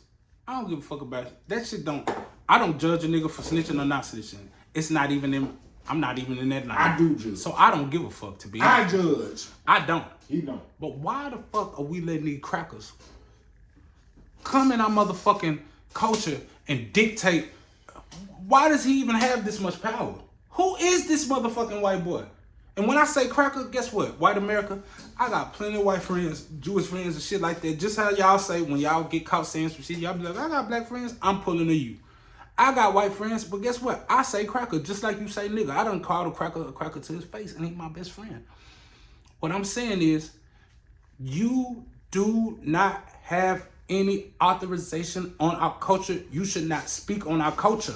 So how you feel about 1090J? Go ahead and tell the people one more time. To be honest with you, you don't want me to be honest? Because he exposed all the niggas that's supposed to be snitching and all this type of shit. But why? Fuck 1090J. What's his info? 1090J. I know about him because I see snippets. I don't know nothing about the nigga. I've never watched an episode of his, but it's just like Adam 22. I don't watch Adam 22. I don't even watch. I used to watch Vlad. I don't watch Vlad. I don't watch nobody that's from the culture that's adding on to criminality and getting niggas locked up. Why y'all? First of all, I don't knock them because it's business. As far as business and getting monetary, shout out to you for figuring something out. This goes to you rappers. Why do you niggas get on there and talk to these motherfucking police ass motherfuckers? Why are you giving these motherfuckers credence? Why are you giving them a platform? Go talk to your own people. Fuck these motherfucking crackers. When it comes you got people like Say Cheese Jesus TV. Christ. You got a whole lot of black content creators out here that are making content to allow y'all to do that. Why y'all running to the white people to do it? Because guess what? I'm gonna tell you right now.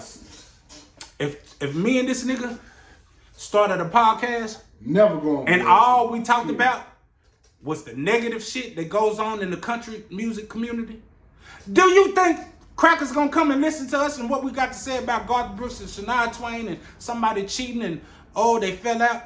It's not gonna happen. Why? So how you feel about DJ Academics?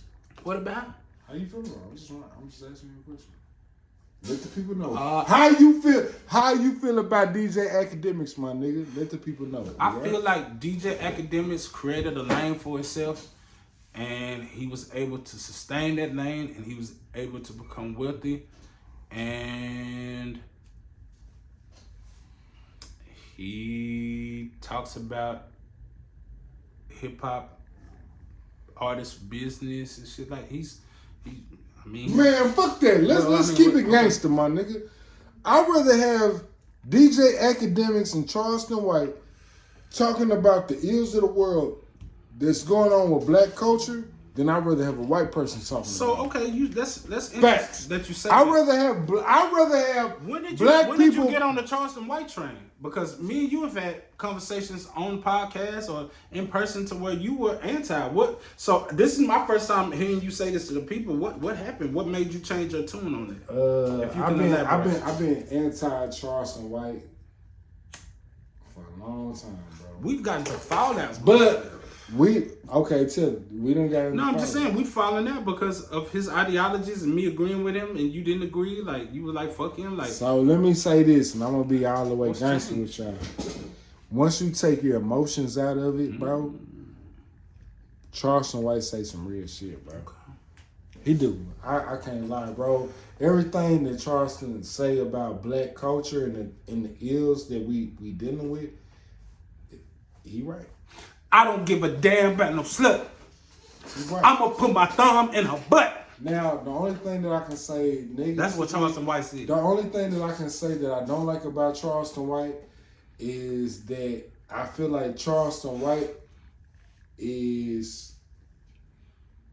I feel like he's placating to white media. I feel like he's doing. He's never been on white media. He said, "How is he placating to white media?" He was with Aiden Ross. Aiden Ross. How many? He was with them white boys. Aiden Ross and them. No different from all the rappers. All the rappers. Okay, so what I'm saying is, Charleston. All the rappers ain't been on Vlad TV, bro. Bro, most of the rappers have. Okay. Charleston White ain't doing. Charleston White is doing nothing different than your favorite rappers did.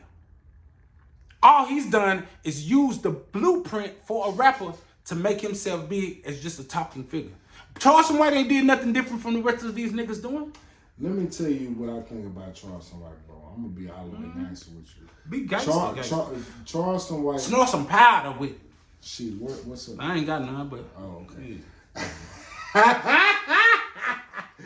Charleston White is a black man. Bitch, we've been talking for 2 hours and 42 seconds. America. Look, I said I was gonna cut it off in 27 Bitch, we've been. We done went down through. Look, I'm gonna tell you real shit. Charleston White, he understands his role within white supremacy. This is just my opinion. He understands his role in white supremacy, and he understands his role when it comes to being played by people that play the entertainment game within white supremacy. This is the thing that I don't like about. This is the thing that I don't like about Charleston White. First, Charleston White is a contradiction. Charleston White say that he for black people, but then he ain't. Take your emotions out. No. Charleston White. No, hold on. I'm no, gonna cut you out. Nah, I gotta cut you out. Can I finish? I want to cut you out. No. Well, let me finish. Nuh-uh. You know what I'm saying?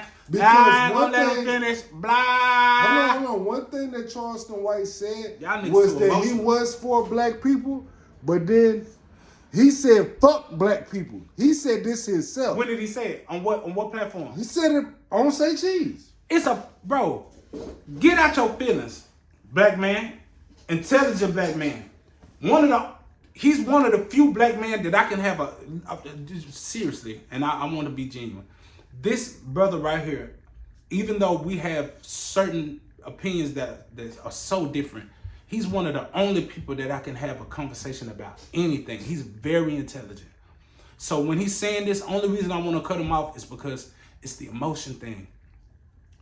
He said this. Yes, Charleston White said, I don't give a fuck about black people. He said this on camera in a character.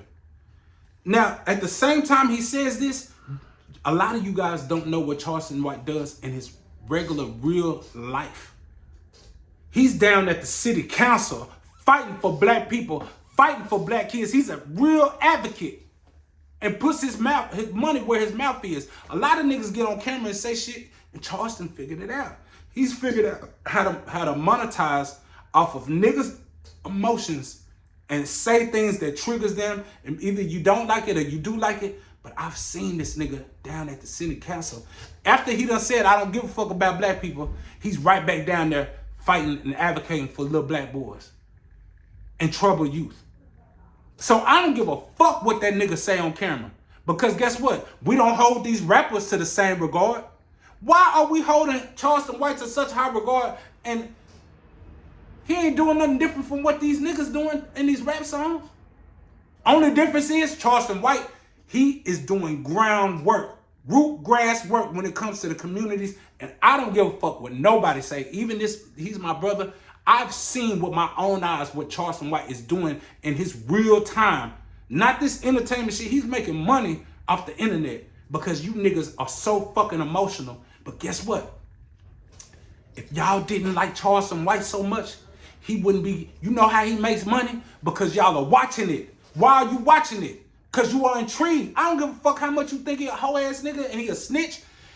He is monetizing out for this. And the only way you can monetize if people are watching it. You niggas is watching. Get out your fucking feelings. Get out your emotions. Get out of the character. He tells you every time he does an interview, you niggas is stuck on the character. And I feel it's a character. He making money. He doing shit that we wish we could do. Really, we mad because we ain't figured out how to get money. Charleston White get money. And this is how I feel. This nigga is using his character, his everything that you just say. Like a rapper. Are these rappers a character? Nah, because a rapper's character. So okay, so did Meek Mill ain't no character? Meek Mill didn't change laws for niggas. He didn't change no laws. He was an advocate for a law. He was an advocate. He was an advocate for a law. He got behind a cause. Meek Mill ain't changed shit. He was advocating, and he joined a coalition that helped. Yes, I'll give that to Meek Mill. But even keep in mind, just like Charleston White, even though Meek Mill did that, do we still talk about street shit? Yeah. So what's the fucking difference? We worried about we worried about Charleston. We worried about Charleston. Hold on. We worried about Charleston. Charleston contradicts himself. Yeah, blah blah blah. Just like the rest of these rappers do. I love what Charleston. He's no different from the fucking rappers. Charleston White is no different from the fucking rappers. I don't care what nobody say. It's the fucking same thing. Okay, same so fucking look, thing. He right what he say. Charleston White is no different from these rappers. But what Charleston White doesn't do, and it's just my opinion, he does not explain white supremacy. He doesn't explain spirituality. He doesn't explain just white supremacy as a whole and how it's been controlling black people for millennia. When Charleston White is on social media, he doesn't explain that. When Charleston White said, when I was wearing the bow tie and I was fighting white supremacy, you niggas wasn't listening to me. I've seen videos. He never wore a bow tie. This nigga was wearing a fucking wave cap and talking real good to the white folks. Yeah, so let me tell you, what's wrong with with the no, that nigga was, bro, he was talking real good to them white folks. He understand how he can talk ignorant to black people, but him talking ignorant to black people doesn't give him no credence on how he can change policies. What policy? Hold on, ladies and gentlemen, what this nigga got on? That's one picture. He got on a fucking bow tie. Hold on, ladies and gentlemen. Hold on. This one picture. He got a bow tie on. Ladies and gentlemen, hold on. Let me finish. You're not even let me looking at the picture. This is the second picture. This nigga used to be in bow ties and used to be splitting that Black Panther shit. And guess what? Niggas was calling him a... What Black Panther shit was he talking about? Matter of fact, no. Hold on. Let's have a real good conversation about Charleston White real quick since you brought him up. I didn't bring it. This wasn't even in the docket. You brought up docket, my boy. You brought up Charleston White. Okay, I didn't bring him up. You brought him up. Bro, we can stop this hoe right now. Okay, no. We ain't gonna stop. You've been spearheading the whole conversation. Okay, so let's have a real good conversation because I like Charleston White. Now, you fought against it. I did for a long time. I did at first. Nigga called me a coon. I did. Nigga said I was down with white supremacy. I did. I'm down with the police. I did. Yeah, nigga said all that shit to me. I did. A black man. I did. A Pan-African. I did. Now he a Pan-Africanism. I'm not. I'm talking about me. But I will say everything that he said that I put on him, I did put on him. Nigga put that jacket on me, man. I did put that jacket on him. But where am I wrong about saying about this dude? Please tell me where I was wrong I'm at. not saying because I can tell you where I was right at. You telling me about because I can tell you his contradictions. No, I can tell you this. Mm-hmm. I can tell you that in my opinion, Charleston White is a tool that is being used by white supremacists. Oh my God, Charleston White, bro. If Charleston White was really being used as a tool, this nigga said fuck the Jews and fuck the LGBT community. Charleston White also said fuck all them kids, them little kids that got killed in what's that little Mexican school they got killed? Did he say why? He put on. He said because guess what? I give a fuck about black little kids. I don't give a fuck about no Mexicans. Even though he was wrong for he was wrong for saying that. But he said, I give a fuck about black kids. I don't give a fuck about no Mexican kids. And he don't give a fuck about black kids when he reached out to a black mother that is a rapper that is doing all these things for the community. But he shit on this nigga. You want them? No, I'm yeah. okay. Emotions. Okay, no, okay, okay. You talking about a rapper that done? You talking about the rapper that done killed niggas? It's documented that he done killed other black people. Is he the only rapper that killed niggas? Okay, do you want to get out your emotions and answer the question? Because when you get into it with certain people and they don't want to answer the question, they want to bring up other shit. If you want to talk about other shit, we can. Ahead. Let's go ahead. I'm talking about King Von. It's documented that this nigga is a mass fucking murderer. Why do we got so much empathy for niggas who done fucking terrorized our communities? He said, fuck that nigga. So fucking what? It's 60 rappers that say fucking too. But do we hear? I've never seen niggas cry about rappers saying fuck this nigga. Hold on. Crying over fucking King Von. First of all, who was real shit? Who crying over King Von, bro? The only niggas that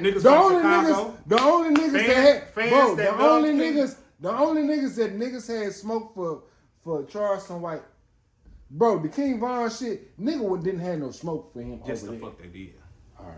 Well, I disagree with you. Go ahead on that. I'ma just say this though. When it came to the first smoke came with Nipsey Hussle. He was all the way out of line. How was he out of line? Oh. Tell me how he wasn't out of line. Because he said, fuck Nipsey Hussle.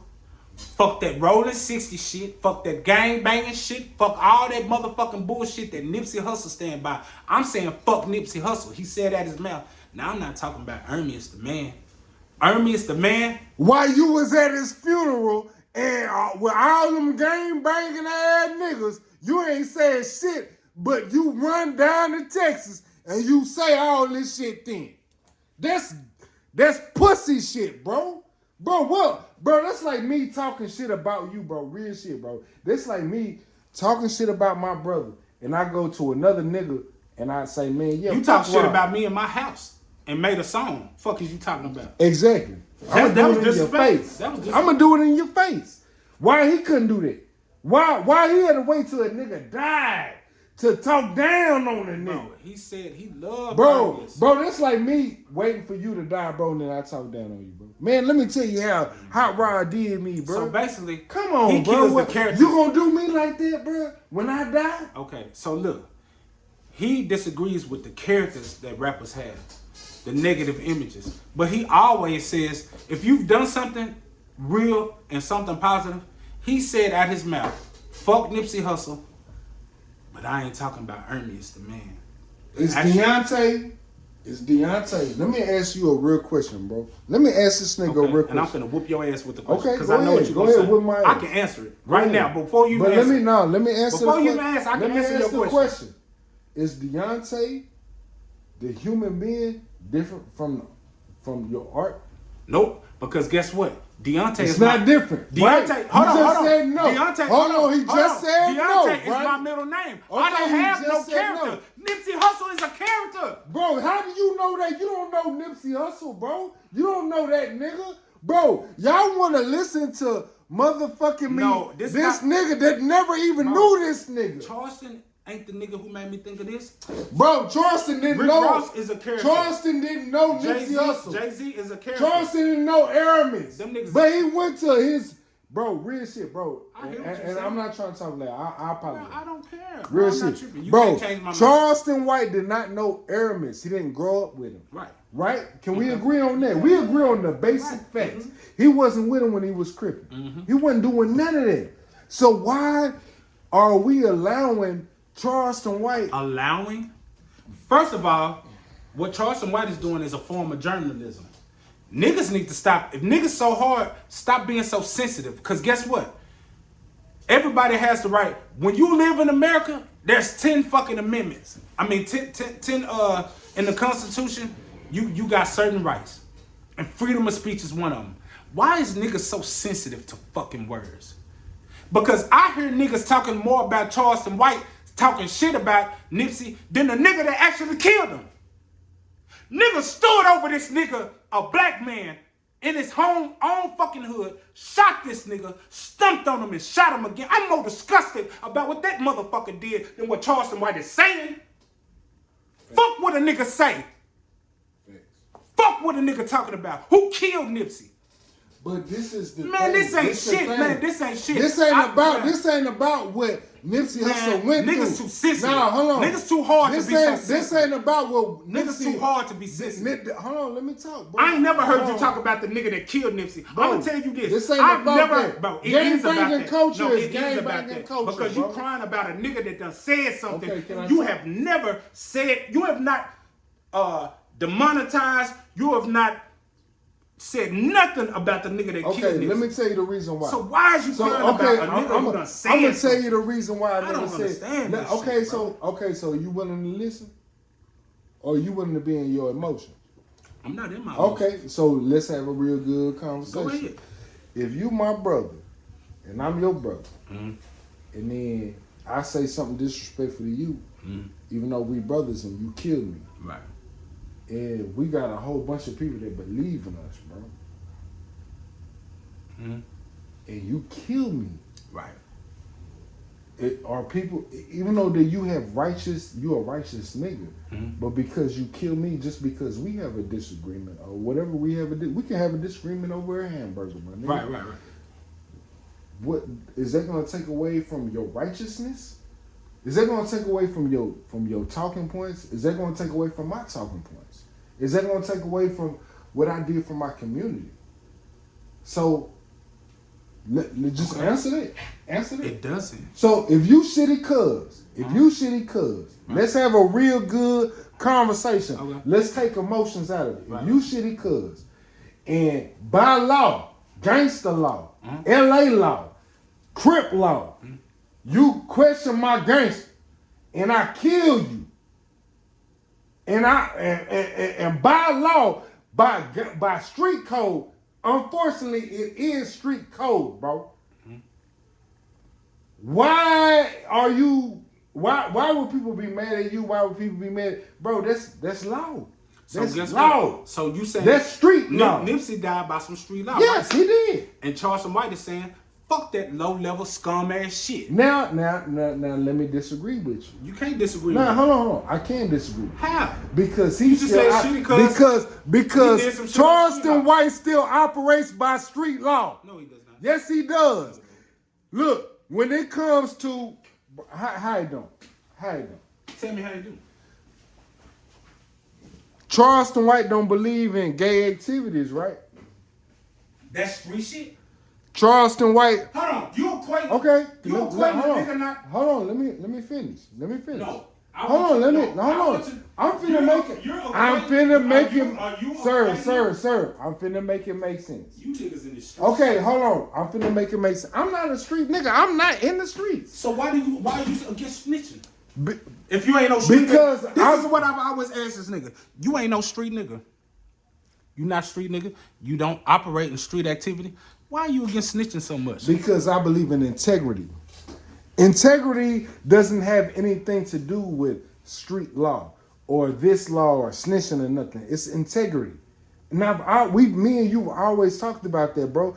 Like, if me and you do a crime, bro, and I snitch on you, I'm a bitch ass nigga because I agree with that. Because I didn't take Listen, accountability. PG, I agree with I'm that. the bitch Listen, ass nigga. I agree because with I that. put you in but the you crime. know what he done told me? I agree with what he's saying.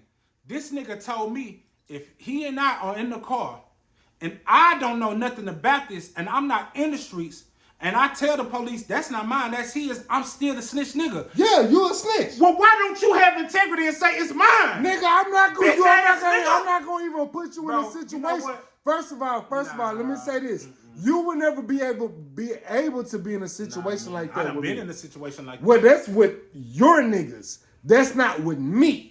I would never put you in a situation. That's what separate real niggas from bitch niggas. But guess what? If there was so so many real niggas, a lot of niggas wouldn't. real niggas ain't is a dime a But dozen. guess what though? I'm gonna give y'all the sauce. Real nigga is an illusion. Ain't no such thing as no real nigga. Now, ladies and gentlemen, integrity is a real thing. hold on. Integrity is ladies a and real gentlemen, there's white men who've never been in the streets before. Let me finish. This ain't got nothing. Listen to what I'm saying. Integrity is one thing. There's Mexicans that's law-abiding citizens that got integrity. White men, black men. Integrity ain't got shit to do with no street shit. If you did not commit a crime and you know somebody that did a crime and y'all get pulled over and they ask you, were you involved in that? I'm telling you, I don't care what ethnicity group you is, I'm telling you right now, you have the right to say, nope, not me, him. And guess what? Sleep at night. Integrity is a law. Because that bitch ass, if you didn't have nothing to do with that crime, you don't even have to say nothing. If that man don't say, when they ask who drugs and who guns is that, and he don't say nothing, I'm the bitch ass nigga. Hold on. I'm the bitch. But if he I don't, know. you is. But if he don't say nothing, because I've seen situations like this happen where don't nobody say nothing. Big facts. But if you not involved in it, you didn't even know. If he don't say something, you have every right to say that it wasn't you. So look, And ain't nothing wrong with that. You ain't no bitch ass nigga. You ain't no hoe ass nigga. It's as simple as this. If you do a crime with your partners and you don't take accountability for what you did and you want to tell on your partners, you a snitch. And I agree.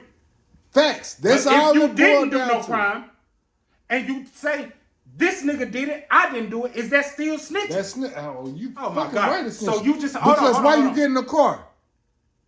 No, why you get in the car? No, why you get get in the car? No, why did you get in Okay, my car? why I get in your car? Why would you allow me to get in your car? Does that hold on? You know I'm a hold on. gangsta Let me ass ask you nigga. something. That don't sound like accountability to me. Come That on, sound bro. like bitch shit. Bro, you gotta take accountability for you Fuck too all as that, well. bro. Okay, so would you rather? So because let's say that you a street nigga and you dealing with drugs and I'm not. Right. Would you want me to cut off my friendship with you because you doing that? Yeah. So we can't be friends? Because I want you to be around me. If Are you a Muslim? I'm not nothing. Are you a Christian? Do you got Christian friends? I'm not nothing. Do you got Christian friends? I'm not nothing. Do you got Christian friends? I got Christian friends. Do you and got Muslim friends? Okay, guess what? So, but they don't got nothing to do about me. So listen, me. what I'm saying. What I'm saying is, you're not gonna want them to cut you out because they Christian and they live a righteous life. So why would you want me to not fuck with you because you a street nigga?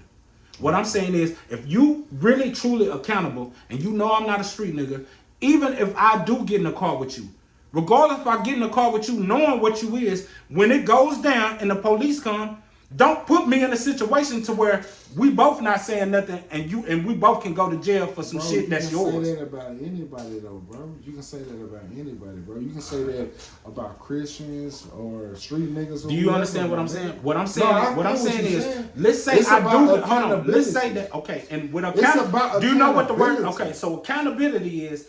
Even if I get in your car and know that you a drug dealer and you tell me you got crack on you and you tell me you got a gun on you, when we get pulled over by the police, you know what accountability is? Shit, it's saying, you know what? That's my everything shit. On Soon me. as the police say, who is this? Everything on me, period. Do niggas do that? Shit, I can't speak on every. No. It's a lot of niggas that do that, bro. It's a lot. But if you want, okay. If you want to fuck all that. Let me answer this question. It's a lot of niggas that do that. Let's say that if you don't say, let's say you told me if I don't know, listen, I deserve to get buck. I deserve to get buck. I deserve to get buck in jail. I deserve to die. You tell me that you got guns and drugs, and we get pulled over, and when the police say, "Whose is this?" If you don't say nothing and I don't say nothing, then they say, "Nah, for real. Guess what? I'm gonna charge both of y'all." And if I say, "Bro, I can't go down like that, bro. I ain't even built like that, bro."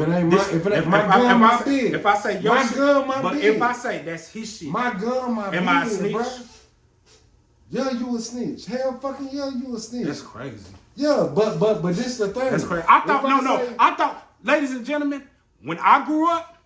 The definition that my OG, hold on. The definition that my OGs gave me, you a snitch only if you involved in criminal activity and you tell on the people you involved with. Bro, if I say it's my regular gun, my bid, everything that you done said is already out the door. No, I said my gun, I said my bid. That's all my shit. If you shit. Don't say you can claim whatever you want to. You're not but if I put everything on me now, buddy, good. Nah, he's just saying that. That's cool. Now my gun, my bid. You're not people what I'm saying. My gun, my bid. I'm saying if you don't, nigga, my time. But if you don't say it's yours. Well, now if you don't say, then you a bitch ass. If you don't say it's yours, you a bitch ass. Listen, if you don't say it's yours, and because you didn't say it's yours, and me not being a street nigga, I say, bro, this his shit. Okay, you so still saying I'm a street nigga. Okay, so let's draw the line in the sand right now. Can we draw fuck? Okay, so let's draw the line in the sand right now. Draw it. Let's draw it. Please. If me and you get pulled over right now, and I got a record, and you don't, but you got the gun on. Hold on, listen. Bro, just listen to the situation. I got a record. You don't, but you got the gun on you. It's my gun. It's your gun. I'm telling the police it's my gun. But you illegal. I don't give a fuck. I'm telling the police as a regular nigga. Not even as a street nigga. Okay, boom. It's my gun. Slide. Now, let me give you a different situation. Let me give you a different situation. Now, let's say same situation. The security gun, but my security on me. And if you say that the gun ain't on you, it's gonna fall on me and us. If the police find the gun, okay, and the gun, we in Tennessee, right? So when they find the gun, they like, man, if don't nobody claim it, we're gonna put it on the biggest nigga, as opposed to putting it on to the nigga that don't really have nothing. What are you insinuating? That the nigga who ain't got no record should take the... Is that what you said? So the nigga who ain't got no record should take the fall? Why would I want not... Bro, let's look at this from a business. Hold on, let's Conversation over. Hold on, listen to me. Let's That talk don't make this. no sense, Hold bro. on, let's talk this from a business point of You're view. not talking about it from Hold on, business. You listen, talking let's on take some. emotions You out. talking. You're talking on some lower level. Okay, that's fine, nigga that's shit, fine. bro. So you're telling me that because a nigga ain't got no record, he should take the fall? Okay, now listen. Can you listen to this? Now, if he take the file, the dude that don't have no record, and I'm able to put him in a position to where like, man, he loyal, man, so I'm gonna bring him over fuck here that. and I'm gonna bless. I didn't sign up for that. Okay, well, The fuck I because need guess that- what? White supremacy, Man, white fuck no, don't. This nigga trying to bring White supremacy do the same thing. Because guess what? If you're not willing to talk about how black people is You able ain't to even no stand gangster, up, though, bro. You don't even involve yourself in criminal activity. So for you to propagate this shit, I've been in criminal. bro, you ain't got my whole no you ain't got no life, son. felonies, bro.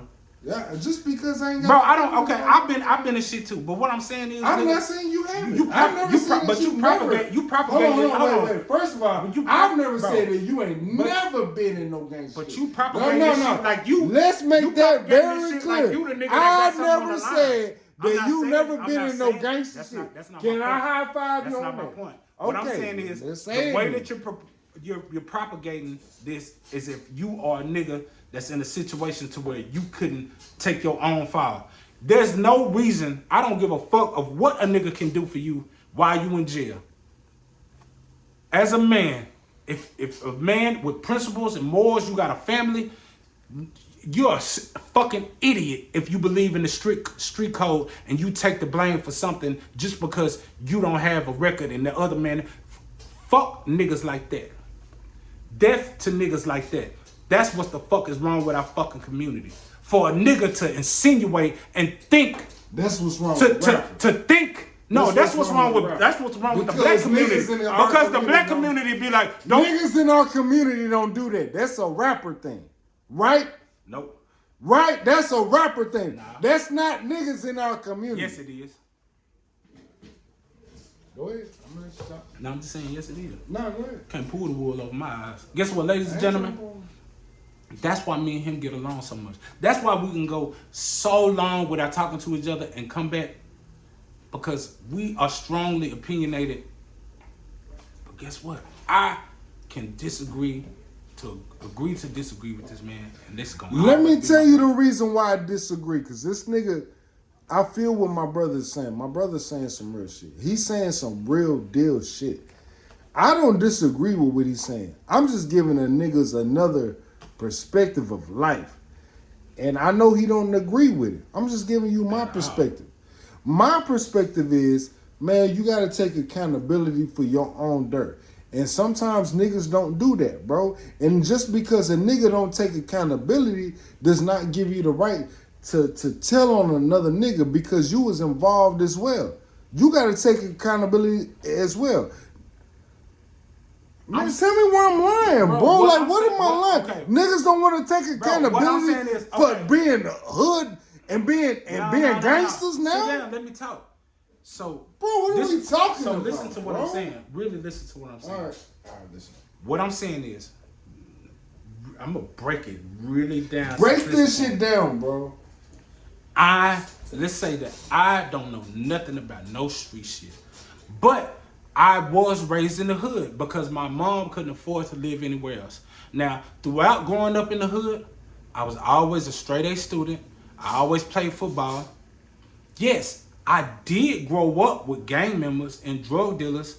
So, because that's the limited space and resources that I have, I grew up with people that he talking about. Okay. Right? I'm following you. But I'm a bookworm, bro. I grew up on the sidewalk. I didn't grow up on the concrete. I don't know nothing about that. Even though I have an idea of how it works because niggas done gave me the game to where I learned not to cross the street over there. I learned not to be in that neighborhood. I have street smarts, but I'm a bookworm. What we doing So with this? after school, my friend that I know is a blood and he sell crack. He like, and I know he got a gun. He like, shit, I could take you back to the hood. You know what I'm saying? You ain't gotta walk. I'll drop you off. And we get pulled over by the police. They search the car. Now my hood friend, that's a gang member, he sell drugs. They find the guns, they find the crack, they find the bandana, and they say, you know what? Whose shit is this? And then me, the nigga who ain't never been in this shit, I say, I don't know. Then my hood friend, he say, I don't know. Then the law say, you know what? Since both of y'all so motherfucking smart and y'all don't know nothing, both of y'all finna get the charge for this. At that point, if the hood nigga don't say, he a bitch hold ass on. Let me finish. He a Let me bitch. finish. He the You're not bitch. letting me make my point. So at that point, when the law say, if y'all don't, if y'all don't confess up to this, both of y'all going down. If the hood friend don't say, you know what, officer, that's my shit. Once that happens, the nigga who is not street has the right to say, you know what, officer, that's his. That's not snitching. I don't give a fuck what nobody say. You are from the hood, but you shouldn't be penalized because you was just in the car with a nigga. He can say that it's his, and if you don't say it, you not no real nigga. All that street shit that you say that you stand on, you don't stand on it. Because you know that this is a civilian. You watched him grow up on the sidewalk and you know he ain't about that life. Why would you even make him decide on who gonna take the blame? You signed up for this shit, nigga. You wanted to be a gang member, not me. Take the fucking blame. And if I say that I'm not taking it, nigga, I ain't no snitch. I don't give a fuck what nobody say. I'm not a snitch. I'm the nigga that grew up on the sidewalk. I'm not a gang member. My gang member homeboy that I love, and I'm not gonna judge him. Yeah, I'm gonna ride with him because he wanna take me to the house. But when the real shit go down, nigga, protect the motherfucking sheep. And if you don't, you ain't no real fucking nigga. So I feel what bro's saying. Bro's saying some real shit. And he really giving y'all niggas like a real, like, in-depth view into what being a gangster really is. But the fact of the matter is paperwork. What about if you go to everything he's saying sound good. Everything he's saying is real. Everything you saying is right. Everything that you saying what is what I'm saying, bro. Everything that you saying what's the wrong part? It's nothing wrong with what you saying. So what did you bring? It's about when you go to jail. Out here in the world, in the free world, don't nobody give a goddamn. But boy, when you get behind that wall, who the only person? Man, say hold on, You listen. the only one going behind the wall. bro. Listen, I don't disagree with nothing you saying. I agree with what you saying. I'm just talking about prison rules. That's all I'm saying, bro. What does prison rules have to do with Bro, I'm saying you. We Sir. we differentiating the regular citizen from the gangster. Sir, listen. You on your Gemini shit. No, I'm not on no Gemini shit. Are we operating in the real world or are we operating in jail? With your if you get pulled over by the police, in your perspective. Okay, no, answer my question. You answer your own question. No, what are we operating did we in get the pulled free over? world Did or we not? get pulled over in the jail or in the Are free we world? operating in the free world Did or we get not? pulled over in the free world? Nigga, are we getting Did we get pulled over in the free world? Bro, when the police pulled us over? No, I'm asking you because you asking a fucking okay, bro. If question. you on paperwork and you go to prison, bro, you gonna have to deal with those real life If you didn't do nothing, I ain't got nothing to do about prison, bro. Listen, what I'm saying I'm is, telling you what prison work like. understand. I don't give a fuck. Listen what I'm I saying. believe in you. I understand what you're saying. If you say that this nigga did it and you willing to take the stand, you not going to jail because you didn't do it. Bro, I'm not. Where's this jail shit? I don't have no dog. I'm not gonna be in jail. I don't. Because you did it. Sir, I'm trying to tell you. But why are you bringing up jail? Brother, and paperwork? brother, listen. You're not making sense. Bro, just listen, bro. Just listen. I've been listening. I don't have no dog in the fight. I agree with what you're saying. I hear you. But I'm just saying, okay, if you have that jacket on you with in any shape, form, or fashion, that's gonna be on your jacket. But in the free, but in the free world, it's gonna be different. And I'm just saying, if you willing to die on the hill that you stand on What are you on even that, talking about? bro, listen to me. I'm Listen listening to you. You're not making sense, bro. Listen, if you willing to die, bro, it's only two poles. So that you willing to hold on? Let me. It's only two let me ask poles you can something. stand on. So I don't give a fuck what pole you stand. I'm a thug with you. With you having a son, right? I'm finna ask you a real question, and we can end it on this because we almost at 4 hours. With you having a fucking son that you take care of and you got to be hands on with. Mm-hmm. You as of now, I'm not talking about the past PG. I'm talking about the PG that got a job right now. If you in a car and you get in a real life situation because the person that you riding with got shit that he not admitting, and you don't say nothing, you are absolutely willing to go to jail behind not saying nothing, saying that it ain't yours and that it's his. You cool with going to jail? No, you cool with going, even though you got a son, you cool with saying my son in the car. No, your son not in the car. Listen to what I'm saying. What you just said. I said you have a son that you need to raise. Okay. But you in the car with a nigga that don't take up for the shit that you know is his. What is my relationship to that nigga? I don't give a, your daddy, your brother, your homeboy. Okay. And the police, it don't matter. Knowing that you know that this it don't matter. Okay, so you know that that's not. It his don't shit. matter. It okay. don't matter. So P Gang, you know it's not his shit. It's not his. No, it's his shit. Mine. No, it's his shit. My bad. It's not your shit. It's his shit. And the police say, "Whose shit is that?" You don't say nothing. Then he don't say nothing. Then they say, "Look, PG, we done looked up your record. We done pulled your files. Man, this dude a felon, man. We know it's his. You a good dude, man. You got a kid. You got something to live for." I'm taking that L, bro. Okay. This is me. Right on. This is me, bro. And I understand where you coming from, bro. That's all I need. No. Real shit. I understand where you coming from. Yeah, no. And everything that you saying make perfect sense. Ladies and gentlemen, I can't put nothing in his mouth. I can't put no words in his mouth. I don't disagree. He just told you what he would do. This is what I would. Even though he got a son. Hey, bro, you ain't gonna tell the truth? My nigga, that's his shit. That's not mine. I don't even operate like that. I work at DHL. Are you willing to testify? Yes, sir, I am. Shit. Yeah, but let me tell you the reason why I wouldn't do that, because I believe in God. Hold on, bro. Before you shit on me, bro. I already know you finna shit on me. But you can shit on me. It's cool. I ain't doing no tripping, bro. It is what it is, bro. God gonna get you out of that situation now. Bro, because I believe in reincarnation, I believe in God, I believe in a different life, bro. Yeah. And I understand what you're saying. But I feel what you're saying. How far to that? Yeah, nah. Like, it all boils down to why would you do what you want to do depending on what God you believe in. Mm-hmm. And the God that I believe in, nigga, I'm going to come back. If I'm standing on business, man, my God gonna bless me, bro. My God gonna bless me if I stand on business. Standing on business. Because I'm being right. I'm being righteous. I'm being righteous. Now, I'm not saying leave a son behind. Leave a son behind that needs you for a nigga that won't even stand. What's more important, signed up. My son or my soul? Your soul. What's more important, my son or my soul? You think your soul give a fuck? Oh, let me ask you this. You think God give a fuck about snitching? Let's be for real. I think God give a fuck about my soul. No, listen to me.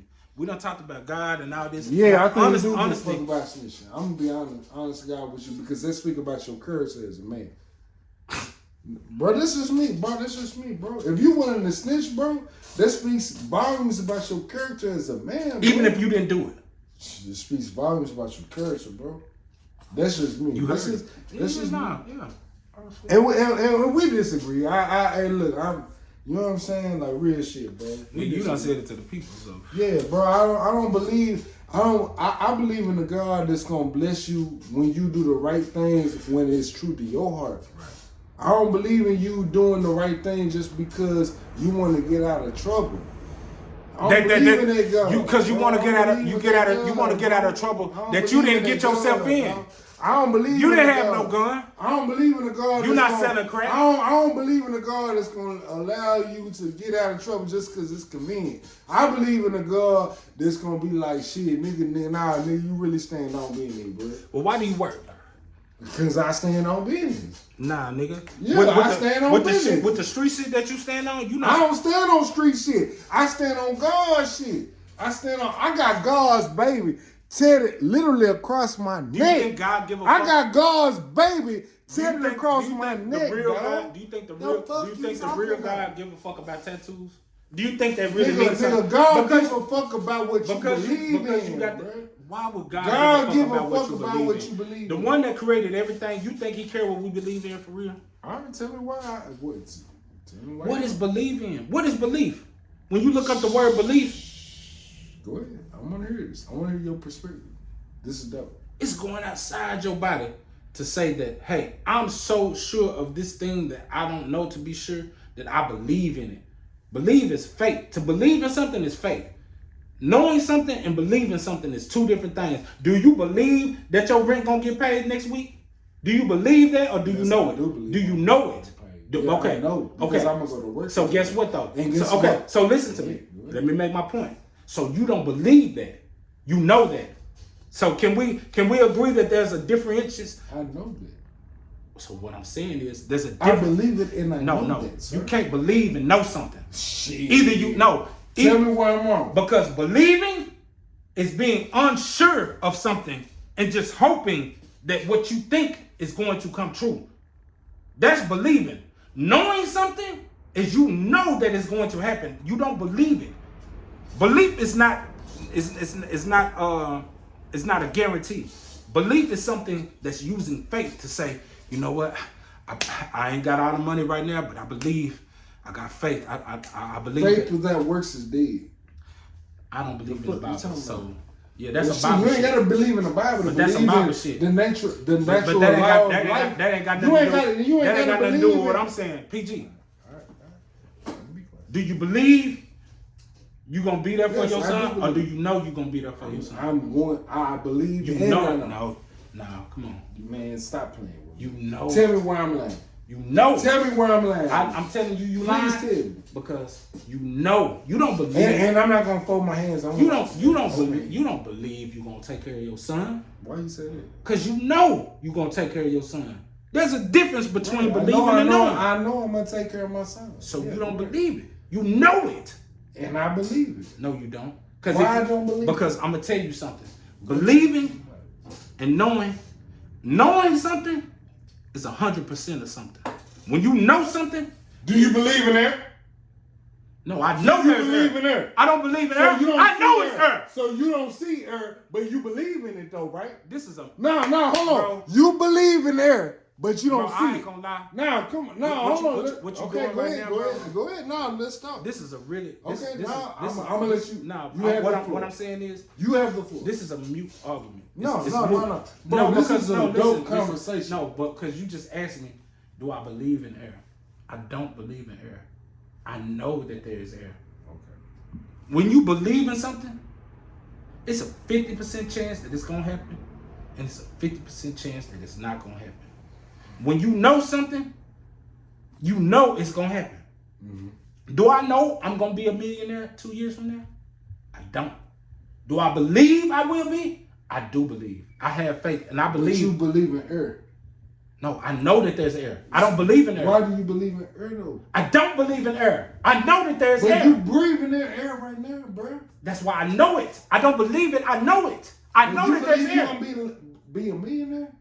No, I don't. Cause everything Listen, I can PG, tell you, you're not listening. I'm gonna tell you right now, you're not listening. Cause everything No, I'm no, no, telling no, you no, that no, you no. Listen believe to in, me. I can Bro, prove with PG, time. you're drunk. I just told you that I know there is error. I don't believe there is error. I know there's error. I don't know that I'm gonna be a millionaire. I believe I'm gonna be a millionaire. I think, I have faith. I believe that I'm gonna be a millionaire. It's not guaranteed. It's not a no. Knowing is 100%. Believing is 50%. So I don't know how you. I'm very good at communicating. I'm very effective with communicating. So I don't understand how you get my words misconstrued when I'm saying the difference between knowing and believing. Belief is faith. Faith is not existence. It's a guessing game. It's a game. Faith and belief is a flip of the coin. I believe. Okay, so can I say this though real quick? Yeah. On God, I believe that you really believe in what you're saying. And I believe that what you're saying is true to your belief. And I'm not saying your belief is wrong. Your belief is right to you. A belief can't be right or wrong. Because guess what? Illusion. A belief is an illusion. It can't be right or wrong. Can I talk? Because guess what? Whatever you believe in as a human being, that's your reality. It's not reality. No, it is reality to you. No, it's not. It's your reality. So whatever you believe in that you think is going to happen to you, and I pray and hope to God it's going to happen. You're not understanding. And I know it's going to happen. My belief, and no, you do not know. Don't say that. I don't give a fuck if it happens. You can't say, but what I'm saying is, I'm just saying that. I'm saying you can't know. You know what you know, and if you don't know, you believe it. Can you listen to me though? I listen to you. Can you listen to me? Oh, but why do you have a rebuttal for I the don't most have a grotesque, sir? I don't minuscule shit. Sir. I don't have a rebuttal. What are you doing right now? My opinion. It's a rebuttal. So you gave your opinion about what you believe in life. Can I give you my rebuttal? If you don't want to give me if you don't want what my I'm saying rebuttal, is, that's cool. If you give your rebuttal about you, but what you're doing is you're telling me your rebuttal was no, you think this and you don't tell me what you think I'm doing. The way that you think is not wrong. The way that you think is probably right. But none of us have facts. But what I'm saying is, do you have facts? That's bro. That's been my whole plight with you. I'm saying when I say believe, what I'm saying, if I ever say I believe something, I'm saying that I don't know 100%. It's exactly 50-50. Yeah, exactly. Yeah. So and when I say I know, so everything I know. So everything that I'm talking about, I don't know if it's true. 100%. So you believe. If you don't know 100%, I don't believe nothing. I don't believe shit. I believe in what you talking about. I believe in what I'm talking about, but I don't know if it's true. I believe it's a lot of truth to what you're saying. I think it's a lot of truth to what I'm saying. I don't know what's true or not. Ladies and gentlemen, when you watch I'm just saying, please be able to intelligently decipher what the both of us been saying. And please leave your comments. Let me ask this question. Mm-hmm. Let me ask this real question. And we'll stop it right here. And we'll stop it. What you gotta stop? I believe in what you're saying. I think what you're saying is true. I think there is some truth to what you're saying. There you go. Don't say what you're saying is true. Okay. Because it can't be if you believe. I agree. You're going to say, do you think there's some truth to what I'm saying? I do. I think there's some truth. And I believe. Do you have the ultimate truth? Hell no. Do I have the ultimate truth? No. But there are some things that me and you both share congruently that we both like, man, no, I can see that. Yeah. And that's what being a human being is about. Because nobody has the answer. Going back to what the God shit, I said it earlier. We don't fucking know. Nobody has We've come up with all the... I'll tell you one thing that I do admire about us as human beings. I've witnessed us go from a primitive being that has to carve our history in stone on rock to where now, in this day and age, he and I can talk into a device and this is stored forever. We've come a long way.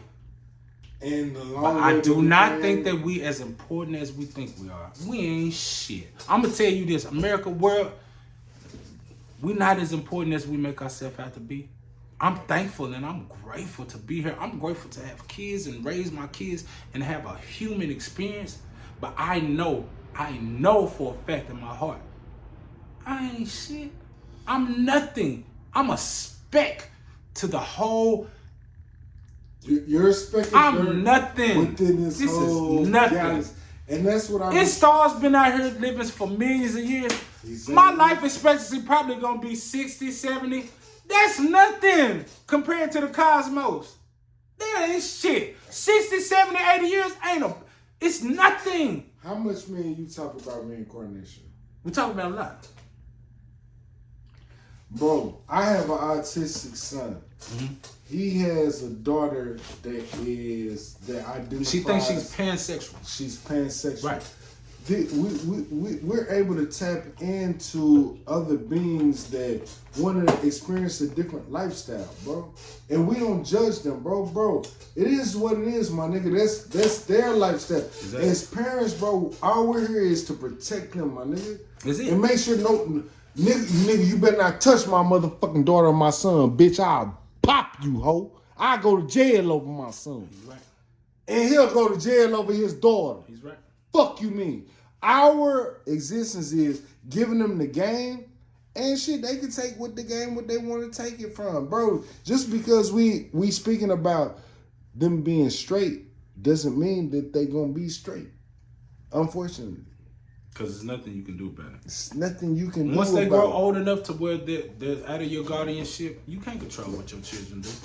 Now, you can make a decision on if you're going to support them and love them or you not, either way. But once they get of age, you don't control nothing that you see. You don't, bro, first of all, You don't even control your own life. you don't just control your own motherfucking Yeah. life. You don't control your religion. You don't control your food that you eat. Mm-hmm. You don't control your water that you drink. You don't control your Your even monetization mentality. system. You don't control Your what education. money you getting. You just lucky to be here. You don't control your spirituality, my nigga. So now you not in control of Now nothing. we agreeing. Now, this is something that I can wholeheartedly, hey, I'm going to tell you something. I will say that human beings are a fascinating being. Like, I ain't going to lie, I'm very interested from everything that I've learned about the past until now. We are a fascinating species. We've accomplished great heights. We've done a lot of shit. But when you think about us in the ultimate grand scheme of things, when it comes to the cosmos, when it comes to how many millions of years, the universe and the Milky Ways, we are a grain of rock. We're not even bigger than a grain of we ice. basically a grain of rice now. You said We listen, I'm gonna tell y'all something. We figured out a way to undo ourselves from a primitive animalistic nature. Because if you think about it, there's still mass murderers. There's still people that eat their kids. There's still some animalistic ways about humanity. The way we can just take a life, that's animalistic. But we fought throughout the history of time to kind of shape and mold mankind to be civilized. So we are a more civilized human being than our predecessors in a sense. But that barbaric primitive nature, it still dwells deep in our soul because we are primitive. We are barbaric. We are beastly. But we've grown throughout history and the millennia to civilize ourselves and to have a little decorum about ourselves when it comes to the animal kingdom. And that's why it's called the animal kingdom. We are a part of the animal kingdom, but we sit at the throne of the animal kingdom. Not to say that we're more powerful, or we're stronger or anything like that, but intellectually and the way that we've evolved and we've created certain weapons and protective organisms to protect us from nature, obviously we're the more intelligent in a sense. So I feel like, as much as we thrive and we evolve and we progress, there's still a primitive nature that dwells in humankind, because think about how long it's taken us to become civilized. But we still rape, we still murder, we still do a lot of primitive shit that other animals do. And let me say this too, because what you're saying is some real shit. Human beings, bro, we had this thing to where we really fucking diminished everything that was on this planet Earth. We killed every existence. Bro, we killed everything on this planet Earth. We killed Neanderthal mans, we killed everything. That's facts. Okay. We killed everything. Now that's agreeing to shit that I thought we were. Hello. And what he's saying and what I'm saying is really the same thing, is that we all come from black people and that black people, the difference that separate black people from white people is that white people has understood how to control a populace as opposed to black people. Black people did control Didn't the learn. populace. No. Yes, no, we did. Wait. No, they did. You're right. We did They it before would- white people. they did. White people, what black people don't want to admit is that, unfortunately, this nature of the European people that we don't like, and we say, oh, we learned it from them. It's the opposite. Now, They learned from us. We taught them. What I'm saying is that white people learn how to be oppressors from us. From us. No, not from us. Yes, they did. I disagree. Okay, From us. I disagree. I disagree with you on that. From us. White people learn how to not only be oppressors generationally, but they understood how to monetize it. And that's where capitalism comes from. Because even black people was learn how black people was able to be in charge of some shit, but black people wasn't worried about capitalism. Black people was worried about people. That's what separate capitalism and white supremacy from what black people did. Black people white supremacy. Black people are the first capitalists. White supremacy only cared about capitalism. Black people cared about the black people and white people and just the whole world. And white people didn't care about that. Bro, black people were the first capitalists. And you know why I know that black people were the first capitalists? Because they started algebra, all different type of things that we learn in school. It derived from ancient Kemet. Religion, it was the first monotheistic religion. Black people were capitalists first. Now, what I will say is, even though we were capitalists first, we had a system to where it was harmonious with everything. We weren't selfish in capitalism. Yeah, we had hierarchies and things of that nature and people at the top, but we were good to the people of the low because scientists have proven with the pyramids and things, they like, hey, these people weren't slaves. They were getting fed. They had clothing. They had shelter. It ain't what y'all think it is. And that's a testimony to what I'm saying. Even though we were capitalistic because of our hierarchy, we didn't treat people the way that white people did once they came into power. And what else we didn't consider about white supremacy is Wingstop, because I'm hungry as a mother right now. We've been on this phone for 3 hours and 40 minutes. Holla at y'all.